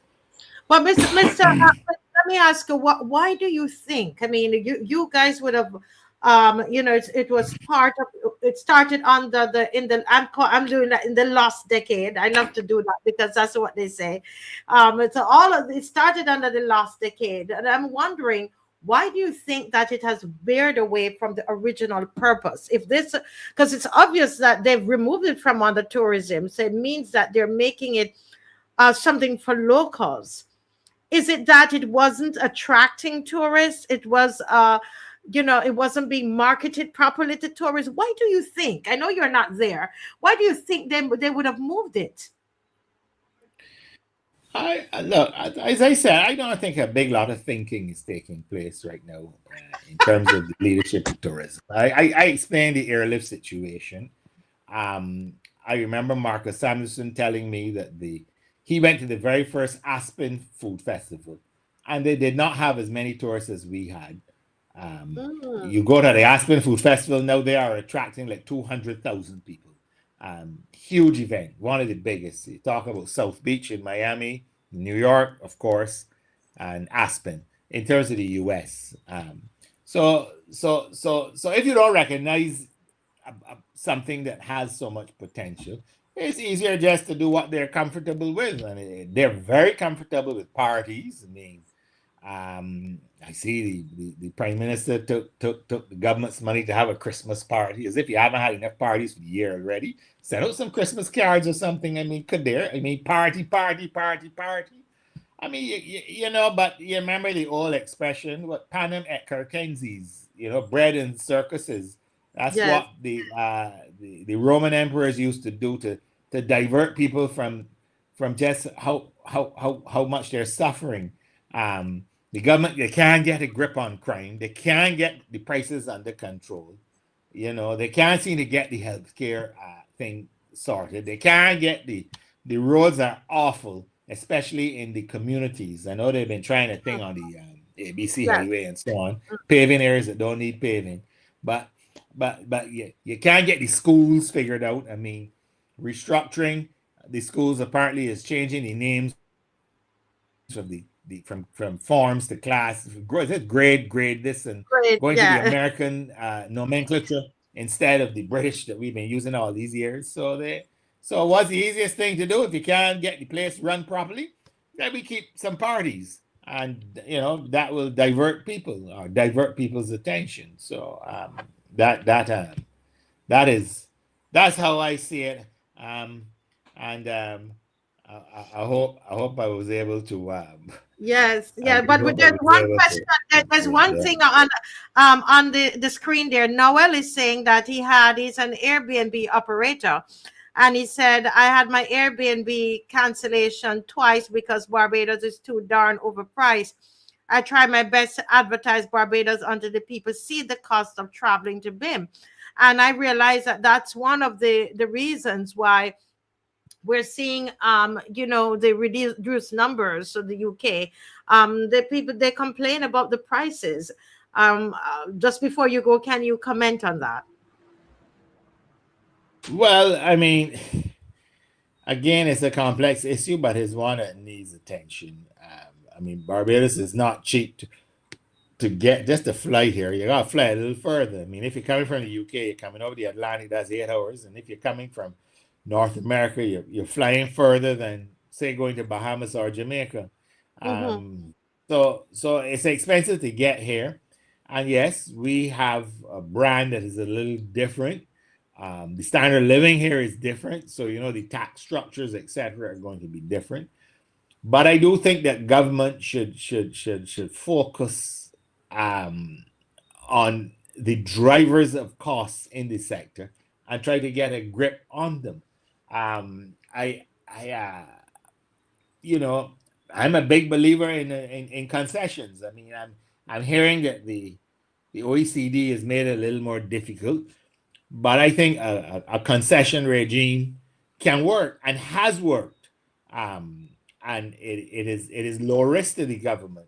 I see that piece of legislation dealing with trying to subsidize people. I think most people see it to what it is, basically foolishness.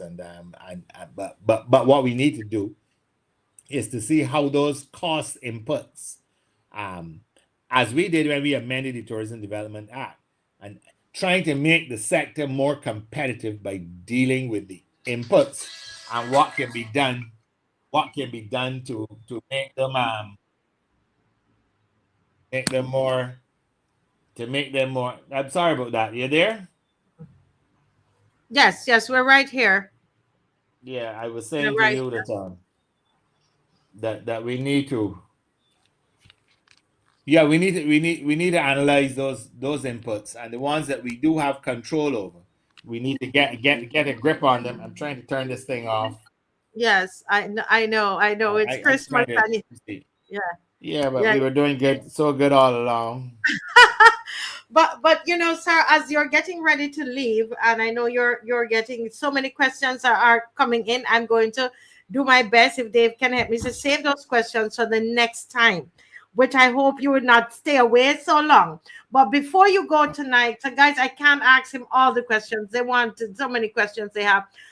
Listen, now this election seems to be around the corner. Are you getting ready, sir? What's your constituency? St. Michael, South Central. St. Michael. I am getting ready.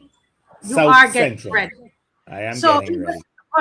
Even if we don't hear you, you are on the ground. You're beating the pavement. You are touching the people, and you are working to get back in. Is that what I'm hearing? Without a doubt, Marcia. You got some fire in your belly. I do, and I thank you and your crew for the support, the prayers, the encouragement, and we got to pull this thing together. And much of what I've discussed with you tonight, we have to put the team together to actually start to address these issues once again. Barbados can do better. Barbados has to do better, and that's my commitment to you, and through you to your listeners, and through them to everyone in Barbados and beyond. So once again, thank you for having me. Yes, you're most welcome, and thank you. Say a big hello to your family for us, and thank you for the sacrifice for coming on tonight. And Merry Christmas, Happy New Year, and I'll be calling you in the new year. Wish the same to you and David and the entire team, and of course, yes, I look forward to seeing you in the new year. Yes, thank you. God bless. Yes, okay. Bye-bye. Wow. That was Mr. Richard Seeley, and it's just so great to listen to him. Mr. Bob, what's your take on that? I know you were in the green room listening. Yes, I was, and what strikes me is the vast amount of knowledge which was shared just a couple of days ago with Mr. The other guy who came on. Oh Lord, from St. James South. Remember, he was from St. James South, Donville Ennis, and now we had Richard Seeley. The experience, and the authority of which they can speak to issues and to the main sectors of Barbados, how their experience guided the decisions that we have seen, and we would think that I cannot see our current Minister of Tourism speaking in those authoritative and command of the knowledge of the tourism sector like we heard tonight. And I'm glad that they came, because it puts bed to the notion that we had a lost decade of in politics in Barbados with these knowledgeable men. Yes, we were not pleased in some parts of it. Yes, we got very angry, but what we had at our disposal were men of experience who knew the craft of governance and running a particular ministry. We're seeing in this current government a lot of yes men. I call them bobbleheads. They're just like some of the characters in Animal Farm. Mr. Bob, do you have a fan on, or is it me? Am I hearing something? Let me check. Let me check. Hold a minute, please. Yeah, there's a noise coming through. Dave, let me know if it's me or it's Mr. Bob. But he was right. I mean, I could sit and listen to this man for the entire night because of the knowledge. He understands the sector. And yes. I was just saying you're so correct on how much he understands the sector. And let me let you finish your thought, Mr. Bob. I'm saying that, and those two are not the only ones that we have. We have other aspiring candidates like Ryan Walters. We have Corey Greenidge, and all of those persons. Yes. So I'm saying when persons, Joe World, who's supposed to be here tonight, I don't know if he's going to make it, but I'm saying when we hear people and hear the other side and the apologists saying, "Oh, change to who? Change. There's nobody else who can get the job done." That is the biggest lie that ever told. We have always produced capable and intelligent men and women as leaders of this country at every era, and they have risen to the occasion. Yes, we reserve the right as the electorate that when we are not pleased with any particular administration, we exercise the right of going and voting them out, and that is the power of the vote. So I'm saying that yes, I don't mind them. Don't listen to them. Not from what we've heard tonight and how we're supposed to address the concerns in this sector. Yes, and I didn't even know. Every night I come on this show, I learn something new. I didn't even know that the Food and Rum Festival had started under the DLP in what the BLP has dubbed. Somebody says I need to keep saying that as a lost decade. Not that we are saying. That is what they have said it is. That they have. But they're saying yes. That's yes, and something else that I'm seeing them. Go ahead. You finish. Yeah, that's why I'm doing the quotation in lost decade, and I know that the minister was very kind to the other party in saying, well, we had a small thing, but what when I did the research today, and I was very thorough on it, and I will go back and look at it. There were advisories in the DLP time, but nothing of this magnitude. Nothing with crime and terrorism in the same breath. And so we never had it. And if anybody can find one, to send me. But in 2008 to 2018, I sat down here for hours going through things, and I saw health advisory, hurricane advisory, weather advisories, but not anything about crime of this magnitude. And it happened 2 times underneath this ministry, and you could tell why, because of the level of crime in the country. I don't even know how many murders have occurred. And the reason I'm bringing this up is it's part of the propaganda, where we're told that these are the brightest people, where we have not. When was the last time we even seen the Minister of Tourism? I can't tell the last time I personally have heard. Speaking in such terms. Yeah, I even forgot about him, really. Well, so it's and I'm saying that I'm saying that they're going to be exposed for the propaganda that they are preaching, and this is a different going down. It is not 2017 or 2018. I think people are a bit more informed, and they need, and they're, I think this time they're going to be listening to the issues and making their decision based on the issues that stand before them. Yes, yes. And I think that is so important, you know, people, that you do your own. You're seeing from Animal Farm the whole thing of the propaganda. And when people begin to craft a story and craft a narrative, Mm-hmm. you know, and when you listen to Mr. Seeley tonight talking about the importance of the Food and Rum Festival, you could clearly see that you know, what's happening right now is a shadow of what it is supposed to be.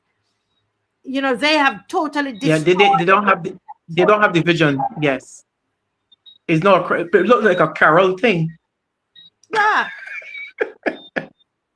Yes, they have, because they don't. It wasn't started by them, so they cannot articulate a vision or a move from this point to that point.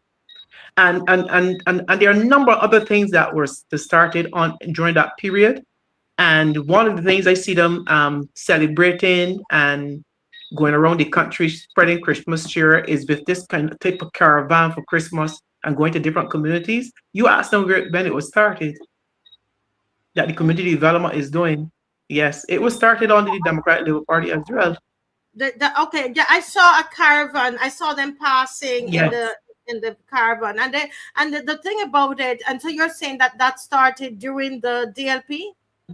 yes, yes. Always when Stephen Lashley was in charge of culture. Yes, Exactly. So once again, here you have that. Those of you overseas, there's this caravan that I saw it passing my house in St. Philip here, and you're saying that that happened in what we call, guys, the lost decade. The lost decade in quotation here is been dubbed the lost decade. But then they're going back and they're resurrecting these things. They're bringing it yes, forward. And so was it really lost? And so we have to change all of that, you know, because they're going to want to tell us that a 6 is a 9 and a 9 is a 6. It's all about the 96. narrative. Yes, Yeah. yeah. Changing. Somebody's telling me that the Minister of Tourism was on television this last week. Okay. I didn't see him. I'm so sorry. Yeah, I didn't see him. Yeah, yeah. And yeah. And then yeah, I didn't see him at all. So yeah, somebody was asking to repeat about the caravan. Now I want to open up the microphones, the microphone, to calls. We want to talk about this ship, the ship that the Chinese ship. I want to hear what people what their views are about that. There are a couple of things that we want to talk about. We want to talk also about Come Along. Come Along did a whole, I mean, this thing was like an epistle, Mr. You know, outlining all the things that were done in this administration. And the funny thing about it, you made a comment about that, and I wanted to make it on the show. But I want people to come in, to call in. We want to talk about the level of crime as we're going into Christmas. The ship. How many of you are going on the ship, on the Chinese ship that is there, right? And then, you know, we have to talk. We have to talk about the senators. I'm saying, how did the senators go and sit down in the Senate and come up with that kind of response? And you know, after hearing the public debate that has been going on, what happened in the Senate? I've been trying to get the senators to come on, or opposition senators, but you know, this is a time they're in their constituencies and so on. So I know that Senator Andre is why am I not remembering his last name?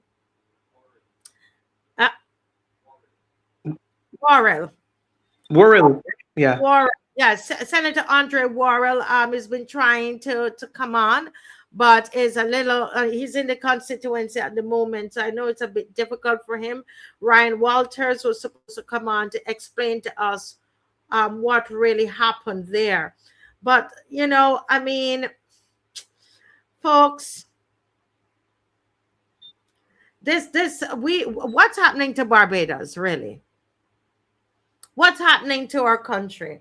What is going to happen to our country?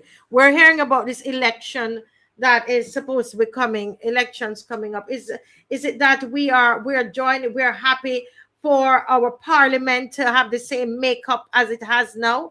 Don't you see that we have no say? The people have no say. The people have no, there was so much public discussion. I have not met one Barbadian. I have not met. I'm sure that there are, that they were happy with all aspects of that bill.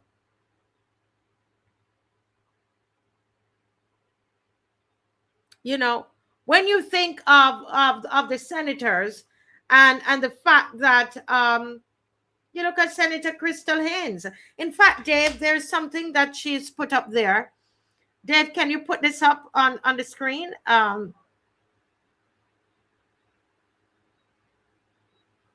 If you could put that up, that seemed to be from Senator Crystal Haynes. And folks, you can call in any of these issues that happened today. Feel free to call in as soon as possible, because I want to show you Senator Crystal Haynes, former Senator Crystal Haynes. God bless her. She, you know, she put up something on her Instagram status. I've been told that it's her. And I want us to look at that. I want us to take a look at that. Dave, it's in your WhatsApp. Okay, I'm not sure if you're seeing it. Okay. All right. And you know, when you see what she's put up there and what they actually did, we understand what sometimes happens when leaders want to make a statement. So if those senators remembered what happened to Crystal Haynes, Dr. Crystal Haynes, you think that they are going to sit in that Senate and argue for the people?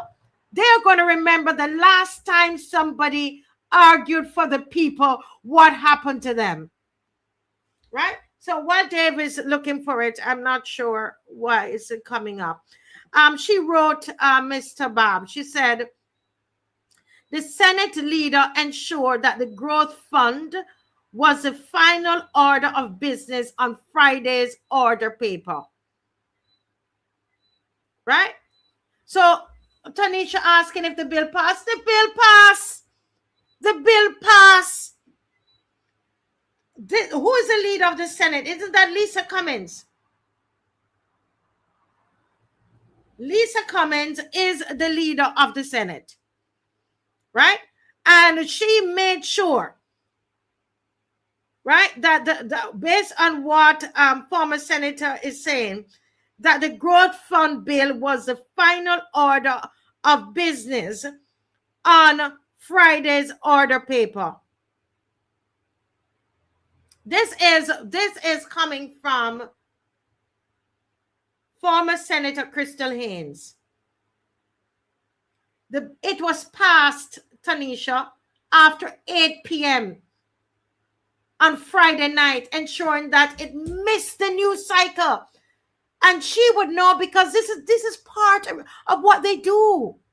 This is part of what they do, and this is what they do to Barbadians. Our voice does not matter. Neither Saturday nor Sunday papers have covered the passage of this controversial bill. This is not my words. This is not my words. These are not my words. This is coming from former Senator Crystal Haynes, who is now out of the Senate and still fighting for us. So you're going to tell me to Lisa Cummins, that they ensured that this was brought up after 8 p.m. Friday that it missed the news cycle, because I was looking to see what happened. A lot of people would not be watching anymore. It's Friday evening, people gone out. If people were watching the Senate in the day. But this is what your government did to you, Barbados. You had a problem with the bill and they worked it to make sure that it was passed. And I say to us, what I say to us is that we do not forget. Let us not forget. Don't have short memories. And what they did to former Senator Crystal Haynes was like a lynching, you know. They did it and it was so public, right? So therefore, what happens now? The others are going to go in there and toe the line. There are 12 government senators, Barbados. Of those 12, there are 4 of them who are ministers of this government. 4 are ministers. And there are 2 that are candidates seeking to become ministers. Then you have 7 independent senators. I was told that Senator Malilu, the white senator, got up and he was fighting for this bill. He was all for this bill. And one would wonder why. Why, Mr. Malilu? What happened to the independent senators? And that's why I wanted the opposition senators to be on here to tell us what happened in that debate. And that's why I say to Barbados, never again. I say to Barbados, never again. These senators, they have given the foreign investors a blank check. They have decided to go along with Mia Motley and to give these foreign investors a blank check. Barbados, never forget it. It's a blank check to be filled in with money from your taxes that can be used to fix the fix the hospital, fix the roads, take care of the poor, so many welfare issues, housing. Mr. Bob, jump right in there, Mr. Bob. I think that I think that it is shameful that we have I expected the government senators to support, because that is their role. But when you have independent senators in such a controversial situation, jostling for political brownie points, it makes us wonder what is really happening with the checks and balances for this government. And I'm saying that we have to make a strong decision. We have to change. They have to change. We have to change what is happening, what is elected in the House of Assembly, and certainly that change will affect what comes to the Senate. So it's about change. They're not there. The independents, they're supposed to keep a balance. And if this bill is so controversial, if taxpayers 225 million is being given away of taxpayers' money, this should not be passed just that easy. There should be some kind of debate, some kind of caution, and we should be hearing about the caution from these independent senators as it relates to using our taxpayers' money. I agree, Mr. Bob, and it is, you know, and then for Marsha Cadell to have the gall to talk about public consultation and that they consider the views of the public. What nonsense is that? And look at what has happened. Look at what has happened. You know, and Senate, this Lisa Cummins, who thinks that the Senate is a fashion show. We're not impressed by your fashion, madam. You're there to serve Barbados. You're all being paid to serve Barbados, whether you think it's a lot of money or not. You're there to serve Barbados. It's not a fashion show. And she's one of those that's both a minister and a senator. 2 salaries. Okay, and what they do, they do these things. And so she made sure that it was tabled last. Lisa Cummings, that it was tabled last, so that it would miss the news cycles. Huh? Somebody wrote here, what is he saying? Guys, it's open for you. It's open. And we only have the 2 opposition senators in there. Folks, the issue is from the lower house. We only had Mr. Thorne in there. And those of you who are ready to say Mr. Thorne should have done this and Mr. Thorne should have done that, do you see the level of preparation and the fight that man does on every week that he goes in there? Do you see the fight of this man? What we need to do is to go out and vote to ensure that we have more people inside there.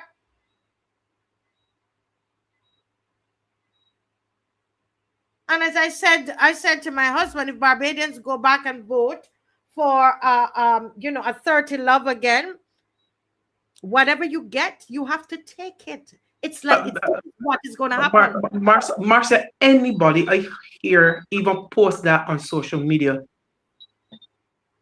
I don't like to say people are stupid, but that is one of the most, that is so stupid of a comment to make in these times.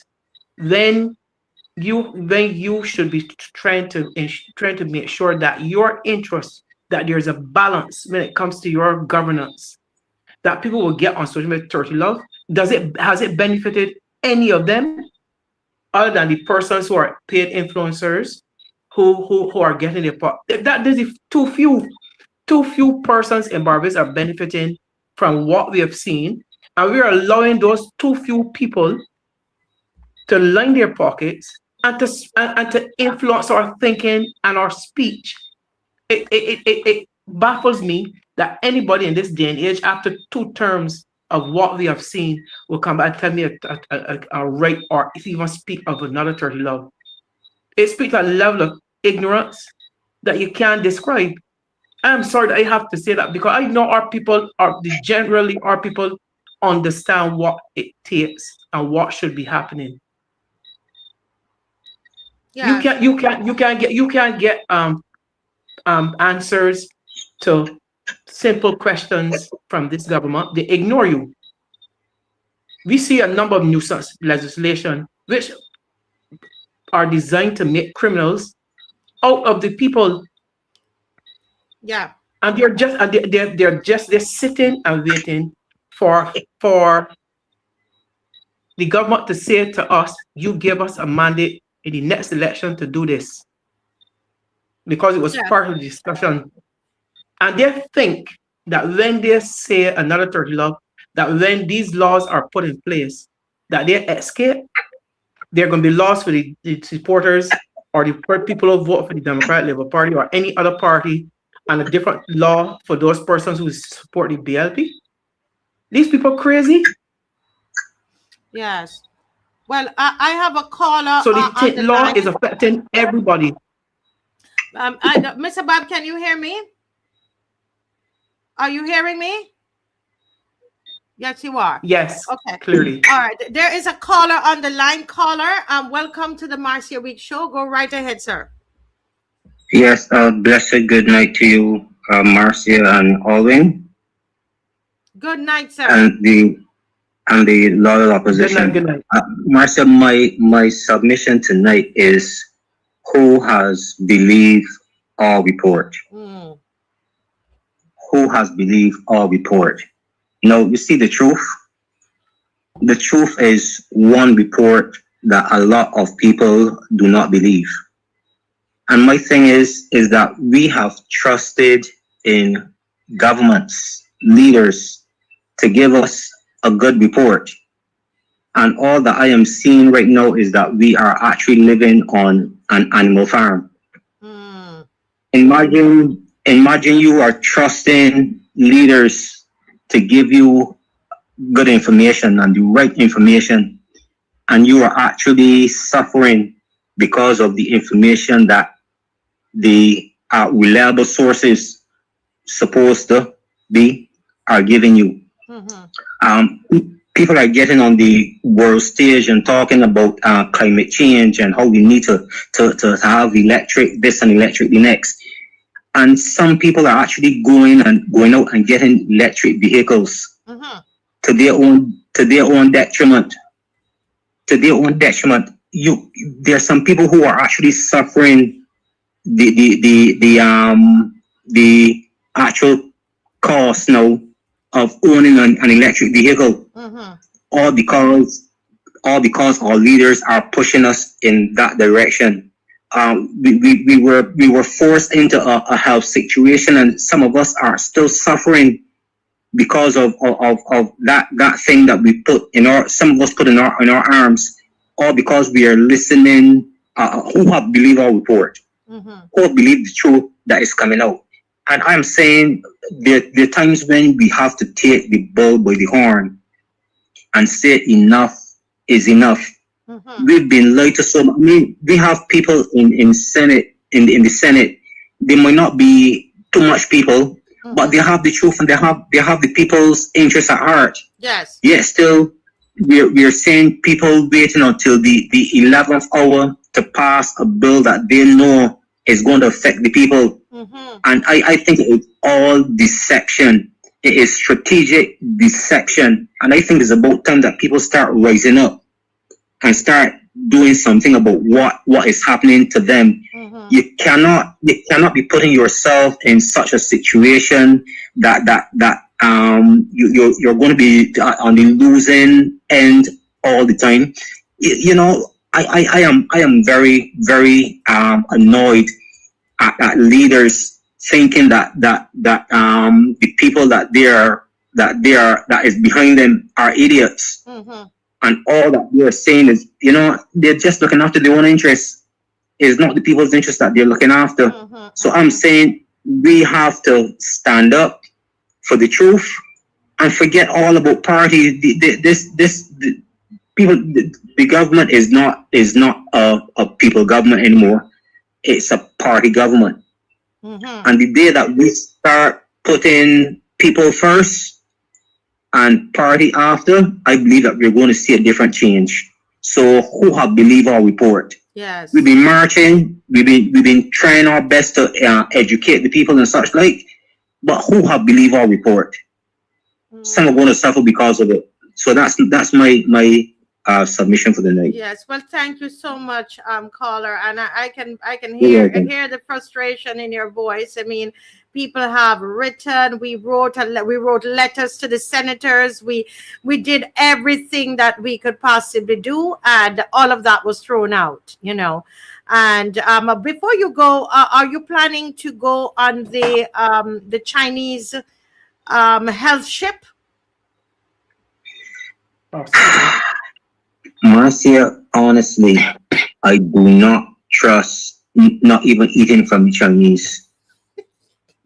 Look, I believe. Caller, come on, caller.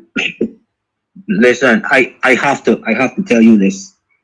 We have been tricked so much that I cannot even eat from these people. If people want to go and give themselves to the Chinese, is up to them. But I have lost confidence in the government. Yeah. You know what I mean? I have lost confidence in a neighborship coming at this point in time to offer what? And we are too licorice. We have been put in positions where we are giving ourselves again to who? And to what? And for what? Isn't our health service good enough for us? That we have to rely on a ship that's going to come back. This is Santa Claus shit now. Every Christmas. Well, I don't know. I don't know. I mean, I'm concerned about the data as well. I'm concerned about the care and also the data because to go to they're saying that they don't have a lot.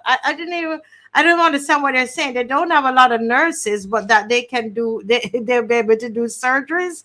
Did I read that correctly? But that's one part of it. But then you will have to give them so much information on yourself about yourself. It's Our information is going overseas. It's not staying here. mm-hmm. We are selling our information. We are giving them. We are actually no. We are not. I don't know how to say this at all. People are not putting a gun to our heads. Mm-hmm. We are actually giving our information. We have to wake up and smell the coffee, or not. Yeah. We're going to get fried. Yeah. I mean, there are people who love the Chinese and they believe in Chinese medicine and and so on. And I'm sure there'll be Barbadians who feel like they could go and benefit from it.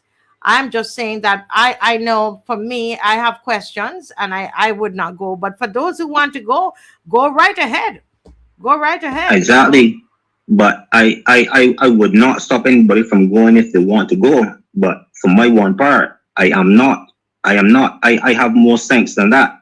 So who feel that they need to go, just go. Don't question nothing. Just go and give yourselves. You know what I mean? Yeah. See what you can get. Yeah. But we've been tricked too long and too much. And and for me the data it's the data is a problem for me personally. That's me and my opinion on it. Everybody, it's you're free to go. It's there. You could go line up and you could go and do what you want to do. But I have challenges. Well, thank you so much, caller. Marcel, just one thing before go. Just one thing before go. You see the eggs that are being broken in animal farm. Yes. That is exactly what is going to happen. Eggs are going to be broken. I said enough. All right. Okay. Thank you. Man, the people listening, I'm reading up the animal farm, Mr. Bob. Yes.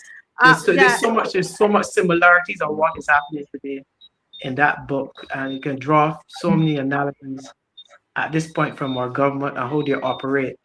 And let me just say, as it relates to the medical shit, we heard Mr. Seeley said that is not the first time we hear, but it's the first time that we've seen the lines that long snaking around. And I believe a lot of people will be drawn to for medical care, because I've heard people complain that they're being put off for years for certain potential attention. So here's an opportunity, before thinking about the consequences or the motives, but it's an opportunity for me to get something that I am concerned about addressed. And they are more inclined to do that, although they may be feeling apprehensive, because for me, this is a situation to each his own.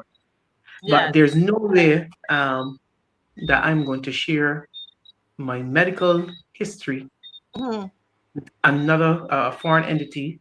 I'm not sure whether it's going to stay here or go back. And another thing too is that if you get a surgery and they leave on Tuesday, where do you do the follow up? Is that private care?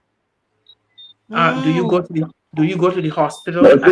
Yes. Good afternoon. Yeah. Well, hold on. Good night, Mr. Bob. There's a caller on the line. Good night, caller. Greetings to Barbados. Good night, Marcy. How are you doing? I'm doing great. Thank you for calling. And how are you? You know me, I'm always good. Always checking in and always listening.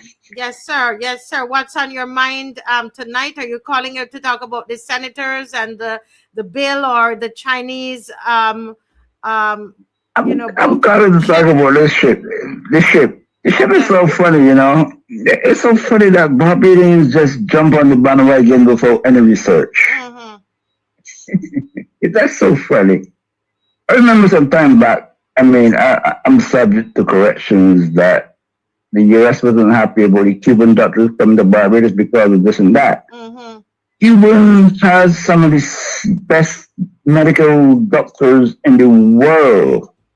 And if Barbados can buy, I mean, I know there's some still there, but if Barbados can bypass having Cuban doctors permanently in Barbados taking care of Barbadian citizens before Barbados entering a ship of, yes, free medical, it may seem to be, but the information today in this world is not going to be private. Mm-hmm. Barbados have to be cautious of what they are getting involved in. Everything free isn't free, if you understand what I'm saying, right? You know, that ship, if they want to do something, it should have went to Haiti or the Dominican Republic. Those two countries also was hit hard by the hurricane. Mm-hmm. Barbados wasn't touched by the hurricane. So my question is, why is it in Barbados and not in Jamaica, Haiti, or the Dominican Republic? If they really want to do something to help better the world's people health. Well, I mean, it They went was to in Jamaica too. Jamaica after the hurricane. Oh, it was. Okay, so where does it leave? Jamaica still need help. I got family in Jamaica that still need a lot of help. My family is good, but I mean, other people in St. Louis in those places. Yeah. But let me. Is there connections? Is there connection between the Chinese giving Barbados money and buses and all that, and moving to Barbados slowly, and now they're bringing a ship, and the government saying, "Okay, yeah, we're going to do some free healthcare." Is there some sort of connection between this? I'm asking a question. I don't know. I don't know. I mean, the reality is, as I've said, that you've seen the people are going, and Mr. Bob and Mr. Seeley talk about the lines, and I can only speak for myself. That and it, you know, I saw somebody saying that it was done years ago and so on. For me, whether it was years ago or what, I am speaking for myself, and I think everybody on here this has to do with health. So there has to be a personal decision whether you are going to go to the ship that's here for a week. What are you going for, and what can they do, and do you want to? I have a problem, especially the Chinese, to give them all of my data like that, my health stuff. I have a problem with it. Just yes, but and for a week, and then for a week. But sorry, and then for a week, if you find something wrong with a person for a week, then what? Who's gonna follow up and do the follow up medical? Who's gonna follow? Yes. That's it. But I'm sure that Barbadians, as you can see, the lines are there. They're excited about it, and you know what? It's free, and the healthcare is so bad in Barbados that people are going to go. Yeah. But there is a follow up because going to a doctor is like a mechanic. You find something wrong, you gotta get the parts to fix it, right? So I have to go and find something wrong, then what? You know, and one more thing from the last caller. He's my friend. He know me good. We grew up in the hotel industry together. He talked about the climate change, right? The state that I am in have more mechanical buses than Barbados. And I live in a big state, Massachusetts. So why is it that the Prime Minister is pushing this climate change for Barbados and the US isn't doing it? So I'm trying to figure that one out, right? Yeah. If they want to fight climate change, it should be fight in the big industrial places like the US and those places before the Caribbean said, oh, we can buy all these expensive electric buses that, as you said before, down the road, they can cause a lot of problems and not solving the climate problem. That's why I'm putting turn two together. Turn two equals A, right? Help me to count because that ship is in Barbados, Chinese selling buses, Chinese moving in the Barbados, Chinese getting on the contract, something, and I don't know. Well, listen, and I will ask a couple more questions as we go along. But thank you, caller, for calling. Yes, ma'am. Have a good night, Barbados. Good night. Mr. Bob, you were saying something before the caller called. No, I was just finishing the point about your the follow-up care, especially with the current conditions at the hospital. When you go in the morning, even for a change of dressing, it takes very long. So if you get something major done, or then but needs follow up, is it going to be done privately? The follow is going to be done privately, or is going to be done through the hospital and its current state? Those are the questions that that you have to be answered. And my medical records that I take with me, they'll be copied, or they return without being kept by the same. Because I suspect when you are with a ship like that is traveling the world, doing those kind of the information that they collect, they just don't collect information. They just don't have proof that these are the number of people we saw in Barbados, and these are the concerns that we have seen.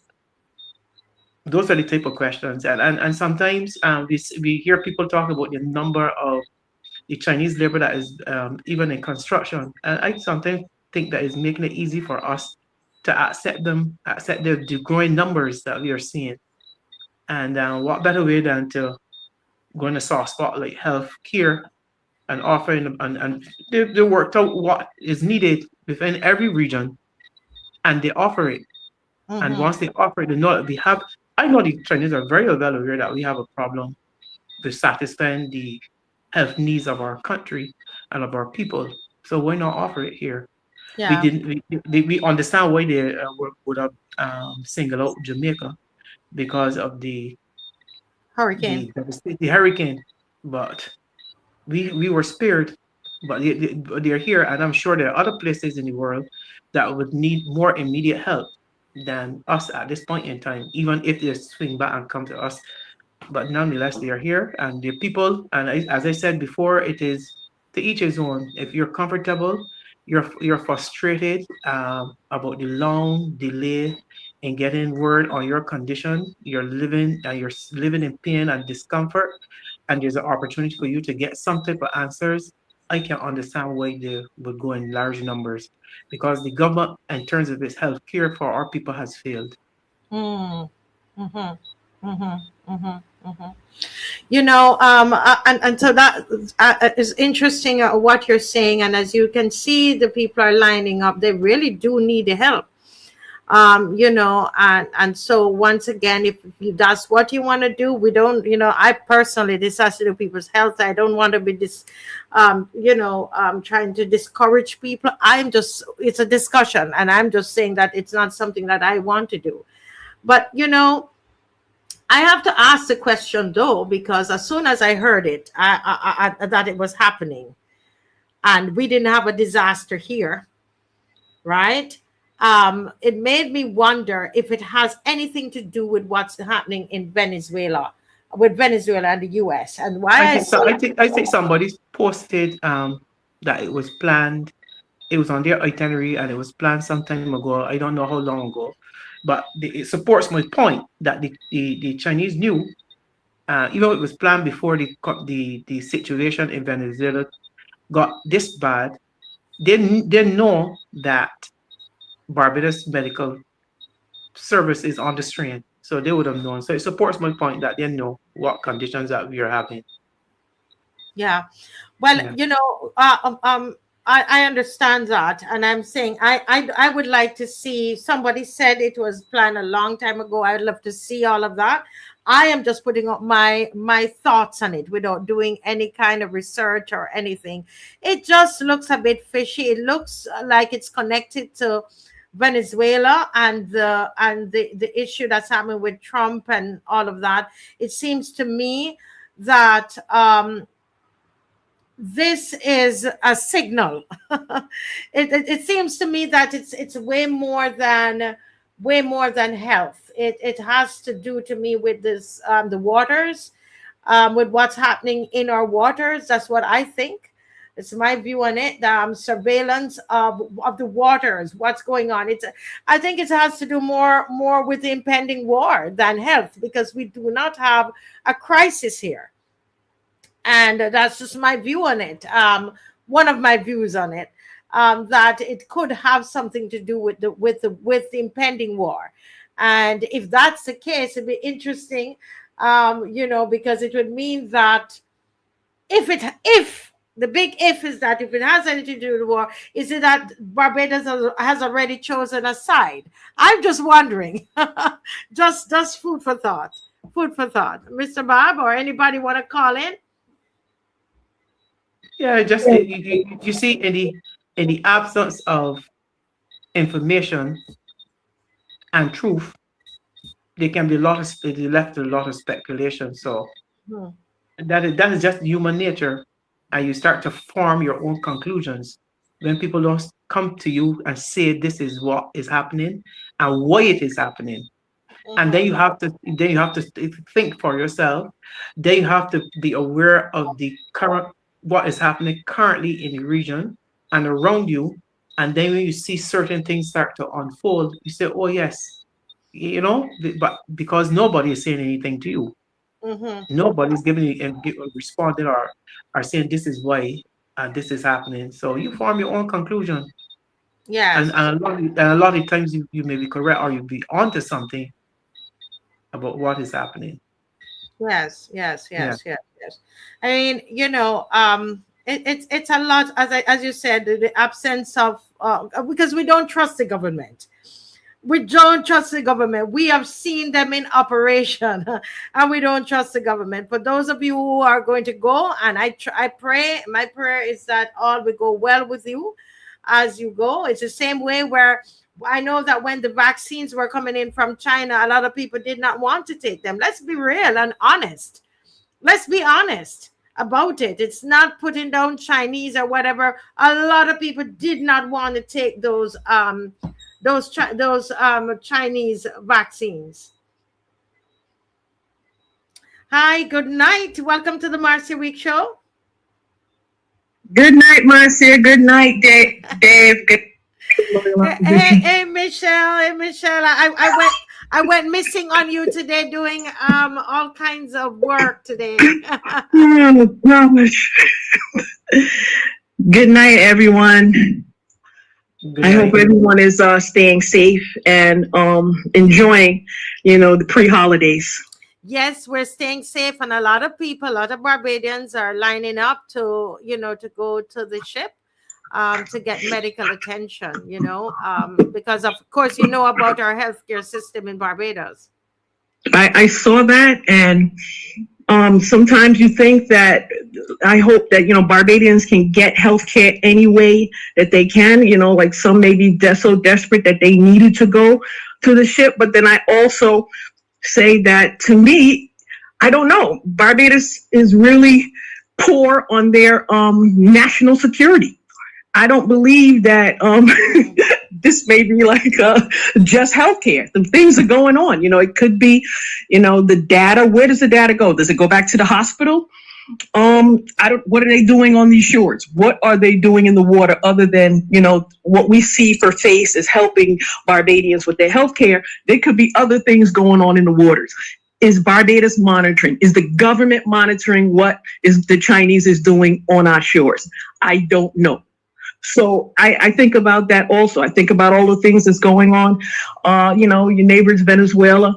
Antigua and Dominica will lose their access to a visa. American visas on January 1st. I don't know what is going on in the Caribbean, what is going on in the Western Hemisphere, people. We have to ask these questions. We never hear anything. We never hear anything from the government about national security. We hear nothing from them about national security. So we have to question. We have to ask these questions because we know that they're secondary. They tell us after the fact. They tell us after the fact that money is going out the window. They tell us after the fact that money has been lost, money has been missing. So we have to question what is going on with the Chinese and why they're in Barbados. I mean, to me, the optics look really bad for the government. The newspapers out there, it was really bad. We're doing so well. Why is the Chinese on our shores and the lines are long for healthcare? If we're doing well. So the optics does not look good for the government and healthcare. That's a good, it's interesting because she's outside of Barbados. Michelle is in the diaspora, and so that's how you're seeing it. That's interesting. No, you're telling everybody come to Barbados, but you don't have health care for Barbadians. Forget about visitors. For Barbadians, they do not have health care. You have the Chinese now helping out, and the line is long. Doesn't look too good. No, it doesn't look good at all. It doesn't look good for national security either. But you mentioned national security. A time back, Mr. Bob and other viewers as well, we did a segment on the show where we saw the Chinese Communist Party was welcomed at the BLP headquarters in Roebuck Street. I don't know if Dave can find it. And they put on a whole conference with the Barbados Labour Party. Right there. We don't know. But I'm telling you, the Chinese Communist Party had held, I think it was a couple of days of conference right there on Roebuck Street. Dave, see if you can find it. It's about probably 3 years ago or something like that. And they were in Barbados, and I guess they were sharing. I said to myself, are they sharing secrets on how to remain in power and how to be a one-party state? I don't know. They're very savvy with technology. At the airport, you think that you're signing on to let's say the airport website, Wi-Fi, you could be signing on to Chinese. That's how, we here in the U.S. are well aware. They put out warnings, they put out PSA about how to handle yourself on the internet and in public places. So we don't know in Barbados what they're up to. I'm only speculating at this point because the government never speaks to anyone, tell you anything after the fact. You hear about what is going on. So Chinese communists, I don't know, maybe they borrowed money, and this is part of the concession to borrow the money, that you have to allow Chinese workers, you have to allow certain things the Chinese to do. We don't know what the concessions are when you borrow money. They don't tell you what they are. So this could be part of it. Yes. Well, we don't know. We're just asking questions, and again, I say this has to do with health, and so absolutely we have to be very responsible with what we're saying. We're just sharing our opinions, and we're not telling people not to go. We're saying absolutely not. I'm saying if Barbadians are desperate for health care, please, the Chinese have technology. They can go, but also have your eyes open, your ears open. Be prepared, be aware of what is going on. Yeah. So yes, never tell anyone that if they need help not to go get help. But yes, please keep your eyes open. What you're telling them, ask them questions. Where is my information going? Is it going back to the hospital? Is it going back to Barbados? What are you doing with this information? Ask a question. Yes, and before you go, caller, I remember on the show as well that we did some research, and we were able to show the viewers where the U.S. they found out that the Chinese were spying on them through Barbados. That's a fact. You could go and look it up online, and I hope we can do it again. The Chinese, yes, they spying on Norway through the buses, right? Yes. Then the U.S. now has bans like certain types of cell phones, certain drone equipment made in China, because yes, they figured out they've been spying. So yes, this is their behavior. Yeah.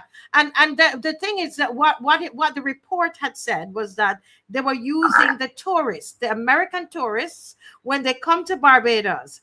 There's something to do with the cell phone. And so, yes. So what America did, they then sent out, some caution to their tourists. But they said that through the cell phone providers, that China was spying into America. Well, you know that TikTok has been a controversy in America. Everyone talk, TikTok is so we want to use TikTok. We want to have TikTok. TikTok helps us with our business, but the U.S. has determined that TikTok is a way in for China also, and TikTok is supposed to be sold to an American company, the American version of TikTok, anyway. Yes. And yes, well, thank you so much, caller, for calling. Mike, I just want to say one more thing before I go. I would like to say that Barbadians, we have to look out for one another. We have to, this is a holiday when everyone, is supposed to be joyous, but it's not joyous for many. And I'm not talking about gifts. I'm just talking about simple things like food. Please feed your neighbor. Someone is asking, please feed your neighbor. And then sometimes, like we have this pride that we do not ask. So please check on your neighbor. Please make sure that everyone is eating this holiday, because I've learned some things this week, and it's really heartbreaking for me. And I'm going to tell you this also. There are people in red shirts who walk around looking like clowns in red shirts. They are suffering too. They are out here asking, for things for the holidays, and not asking for extravagant, asking simply just food, just groceries. So yes, I don't care what party you're in. I don't care who you follow.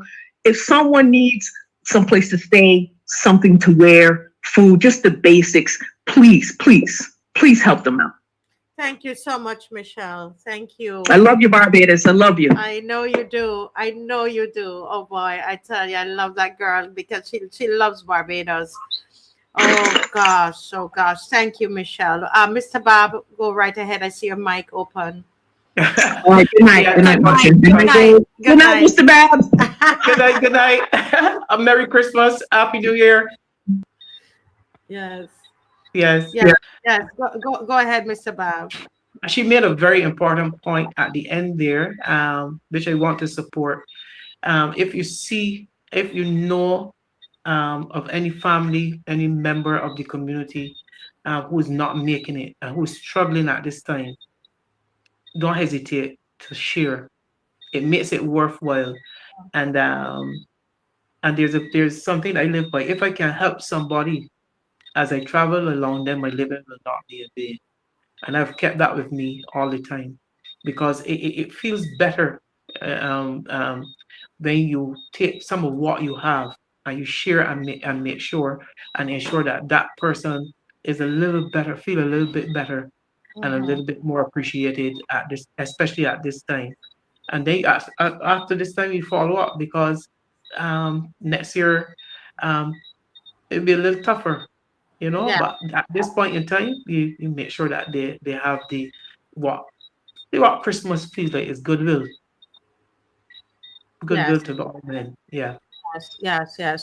Thank you, Mr. Bob. That is so true. And we on the show we practice what we preach every day, believe me. And we really don't come and say it's only when we need help. When you see us need help is when we come and say what we're doing. But this is all of us, Miss McLean, Mr. Bob, all of us, the same Michelle, all of us. That's what we do. Sometimes Mr. Glenn Murray would say, come and collect these things for children, etc. And that's what we do here on this show. And it's a pleasure to take care of our fellow Barbadians. But Dave had a picture there, Dave, of the Chinese. It is the Chinese Communist Party, CCP, the Chinese Communist Party, as they visited Barbados and met with the Barbados Labour Party. And I have a very stupid idea that I want to throw out here, and people might curse me for it, right? It's just stupid. It might be stupid to you, but it's something that's going in my head. The most I say about it is watch the red. Watch the red. Watch this preoccupation with this red. And watch the countries that are saying that they are red. Okay? Just watch that. Watch the countries that are red aligned.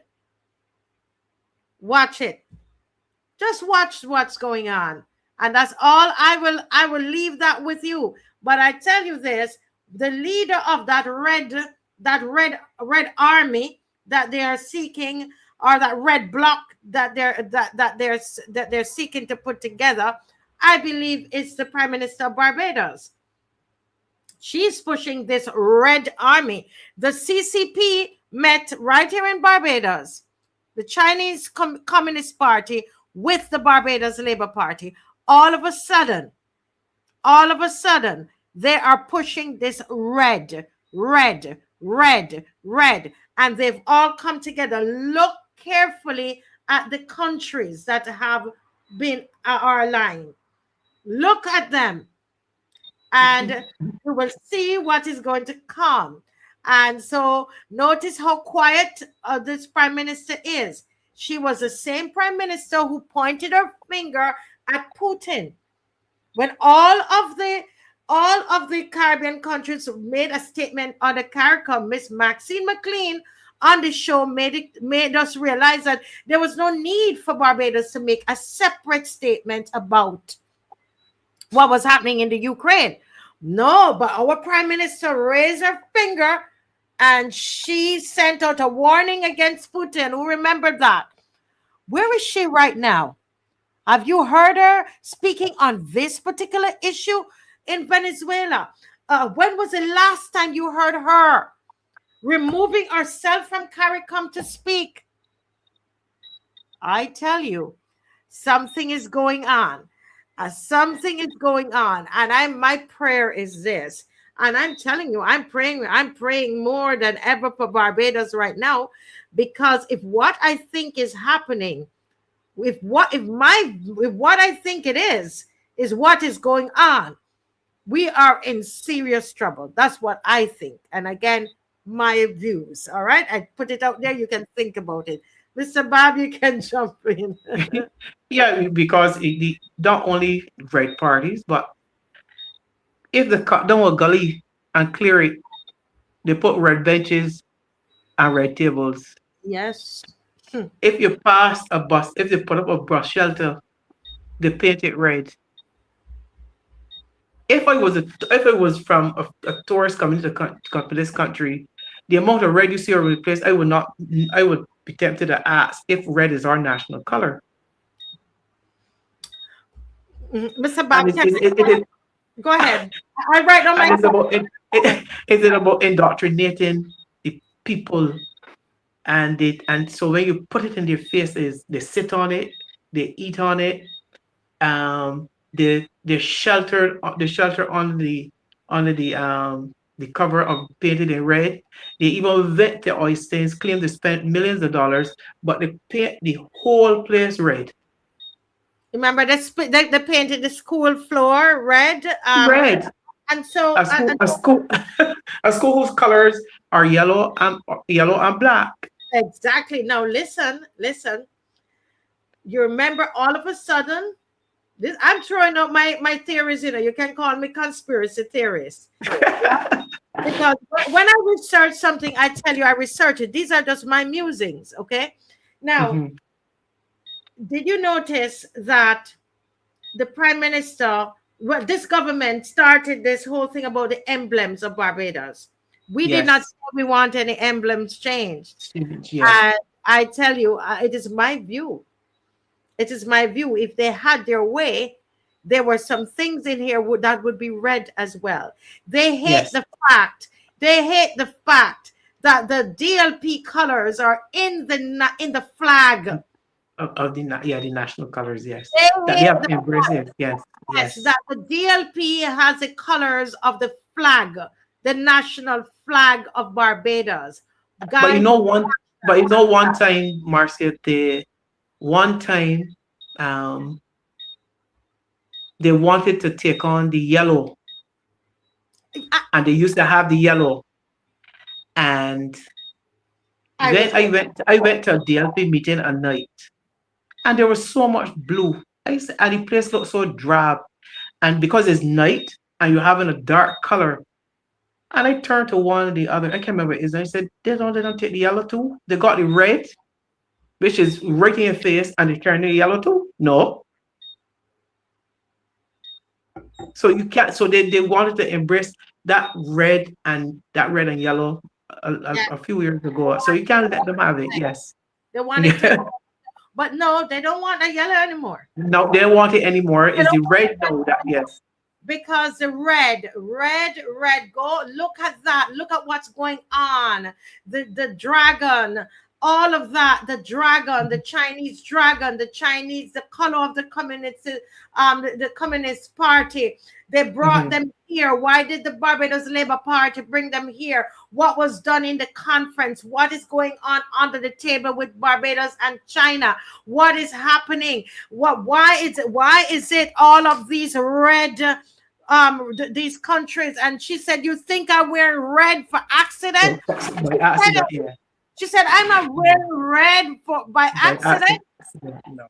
Because I'm telling you, the idea is this, that I really believe, it is my theory according to Marcia Weeks, that the Chinese, the involvement with the Chinese is that they're going to ensure, they're here to ensure that no other party gets a chance to be in power. The same thing that has with the Chinese Communist Party. You know that there are other parties in China.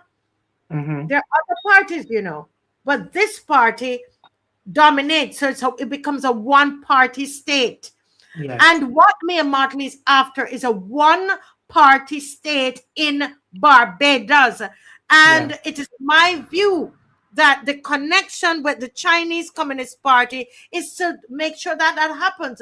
And so they're going to funnel as much money in our campaign as possible and throughout the region. You see? Yeah, because you have them involved in our roadworks, our food security.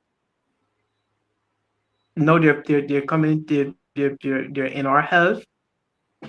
Major sector. So that's just it make it easy for you to, when you see them, it makes you comfortable. It make you comfortable with what you're seeing. Yes, make you comfortable. And I will say this, I'm going to put myself out on a limb there. Research all of these countries that they have come together. The Reds have come together. Those that they have come together, well, except Guyana, because Guyana now has totally come out of it. But they are anti that other country. Watch and see what's going on. And so if it was so obvious, because all of them sat up front in the swearing in after the election in St. Lucia. But we were there when they had the swearing in in St. Vincent. No, they weren't there. No. They weren't there. And it is going to, the leaders of these countries are making a choice on how we are aligned. Barbados needs to be get ready. Get ready. Yeah, that's ready. Get ready. Yes. I let her Richard call it. He made reference to food and circus, the Roman approach. So that is the type of approach there we have. You know, and that's why. Go ahead. I'm sorry. So she called them to Lara Court to feed them, wine them, and then in the midst of the drinking and the celebration, deliver her call to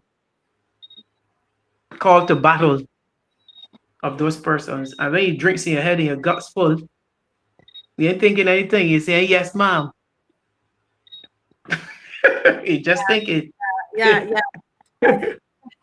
you know, what I will say is, as again I say, these are my theories, the things that I've researched. Although the truth is that the Chinese Communist Party was here, and I did a whole thing about a one-party state and why that is bad for any country, and that is what they want. And I made reference in that presentation to St. Vincent and the Grenadines and Dominica. And here's Carmela Charles saying that that's what Skerritt is doing as well. Red all over the place in Dominica. And he's been there for 20-something years as well. And of course, that is what Motley wants. The challenge is going to be for us in Barbados.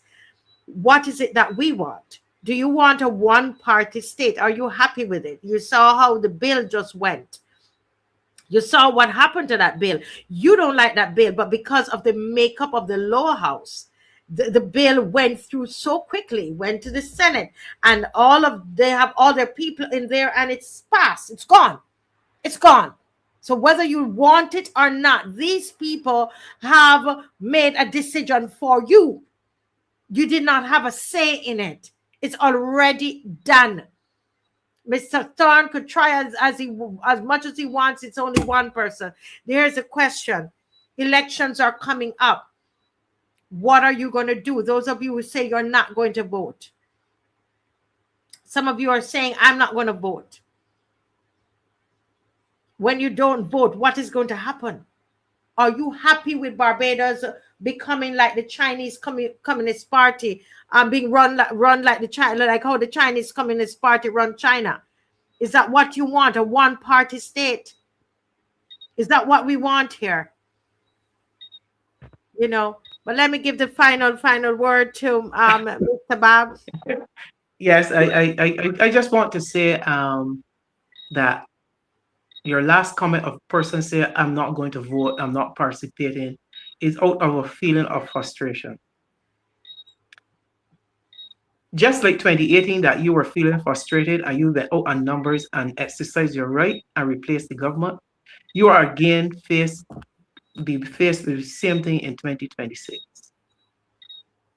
If you're frustrated, if you're fed up, if you're trying, you can't no longer feed your family properly, the cost of living is causing you many sleepless nights. You are very wary of where our educational system is going. You are concerned, as the hundreds who turn up today and for the next couple of days, about the state of our health.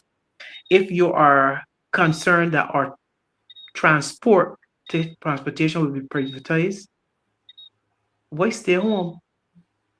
Why stay away from the polls when you have that one-off opportunity to say to this present government, we are not satisfied and we intend to do something about it, and we intend to replace you? Because we need our country to be managed better. And we trying to get, every time you're trying to get people to I try to ask the same, what have they done in the last 7 years that has significantly impacted the life of the average Barbadian in the positive way? And I get no response. All I get response from those persons who are given the marching orders to run an attack on social media. Another 30 love, that is their response. They do not give you any response of substance. Do not listen to the influence. Do not listen to their bloggers. They are protecting their own interests. And out of them, they're only about 2% of our population. Do not listen to 2% of the population who they're getting their pockets filled, they're getting their extra money on top of, some cases, on top of their pensions. They're there to support and to maintain their own standard of living that they've become accustomed to. Because when this government is removed, that 0.070% of persons who are benefiting will lose an extra $4,000 or $5,000 a month. Yes. You expect them to say anything different? Do not listen to them. You are facing the hardship and you make a decision. It's time to make a decision in the best interest of yourself. I believe that you thought you were doing that in 2018 and 2022. You have proven that you did not make that decision in the best interest of yourself because of what has happened over the last 7 years. And I'm hoping that we really wake up and really take our country back from this administration. Yes. Oh, wow. Very well said, Mr. Bob. Thank you so much. I want to just thank you for taking the sacrifice to be on. I know we were both cleaning and cooking and everything today, but we knew we had to hurry and finish in time to come on for our wonderful Barbadian people. I want to thank you all for the way that you responded to the lady that needed a refrigerator. And the way you're going to respond to the lady who needs the clothes and the shoes. All right. And I made an error on the show, and I just want to correct it now instead of waiting for it for the next show. And it's that I said that the Senate, she's in the Senate, that Lisa, who is the leader of business in the Senate, that she is paid 2 salaries. No, she doesn't. She's paid minister's salary, and she gets, for the Senate, she gets a stipend, right? She gets a stipend for the Senate because the minister's job is full-time. So she gets a salary and a stipend, okay? And I said 2 salaries. All right. Okay. All right, folks. Merry Christmas, Happy New Year, and we see you again tomorrow. One last show, and then we go to our families and friends, etc. I love you all. Thank you, Dave, so much. Good night, Bob. Thanks to everybody who joined tonight. God bless you. Have a great night. Bye-bye. Good night. Good night. Good night. Good night. Let's see if Dave has anything for us. Nothing for us tonight.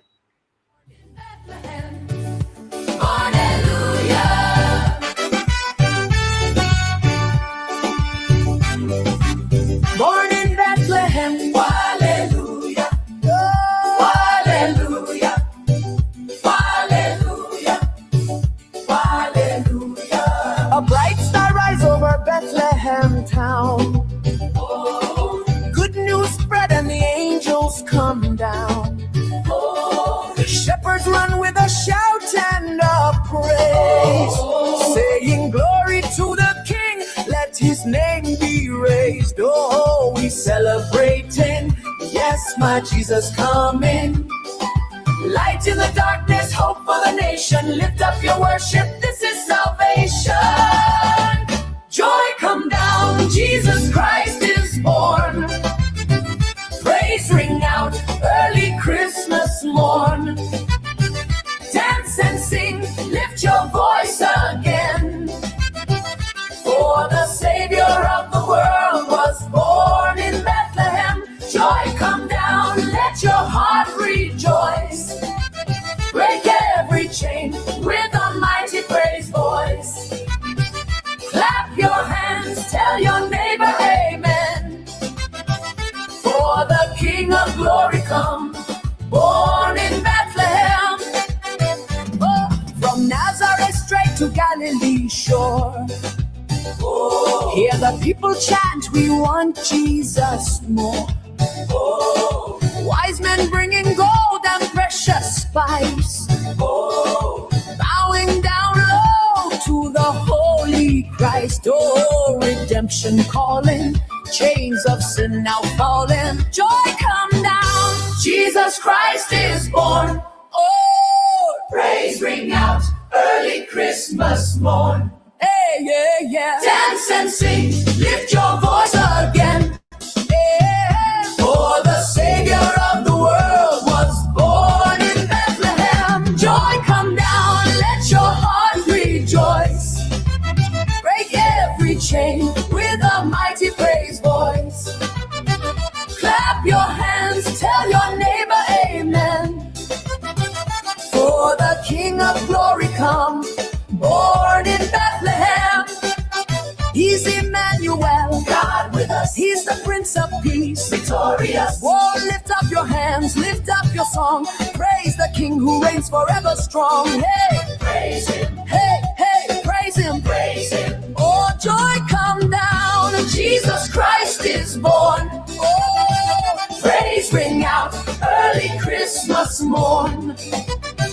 Dance and sing, lift your voice again. For the Savior of the world was born in Bethlehem. Joy come down, let your heart rejoice. Break every chain with a mighty praise voice. Clap your hands, tell your neighbor amen. For the King of glory come, born in Bethlehem. Joy come down, every nation praise, every country to carry a flame. Clap your hands, tell your neighbor man, for the King of glory come, born in Bethlehem. Joy come down, every nation praise, Africa to Caribbean race. Clap your hands, tell your neighbor amen, for King of glory come, born in Bethlehem.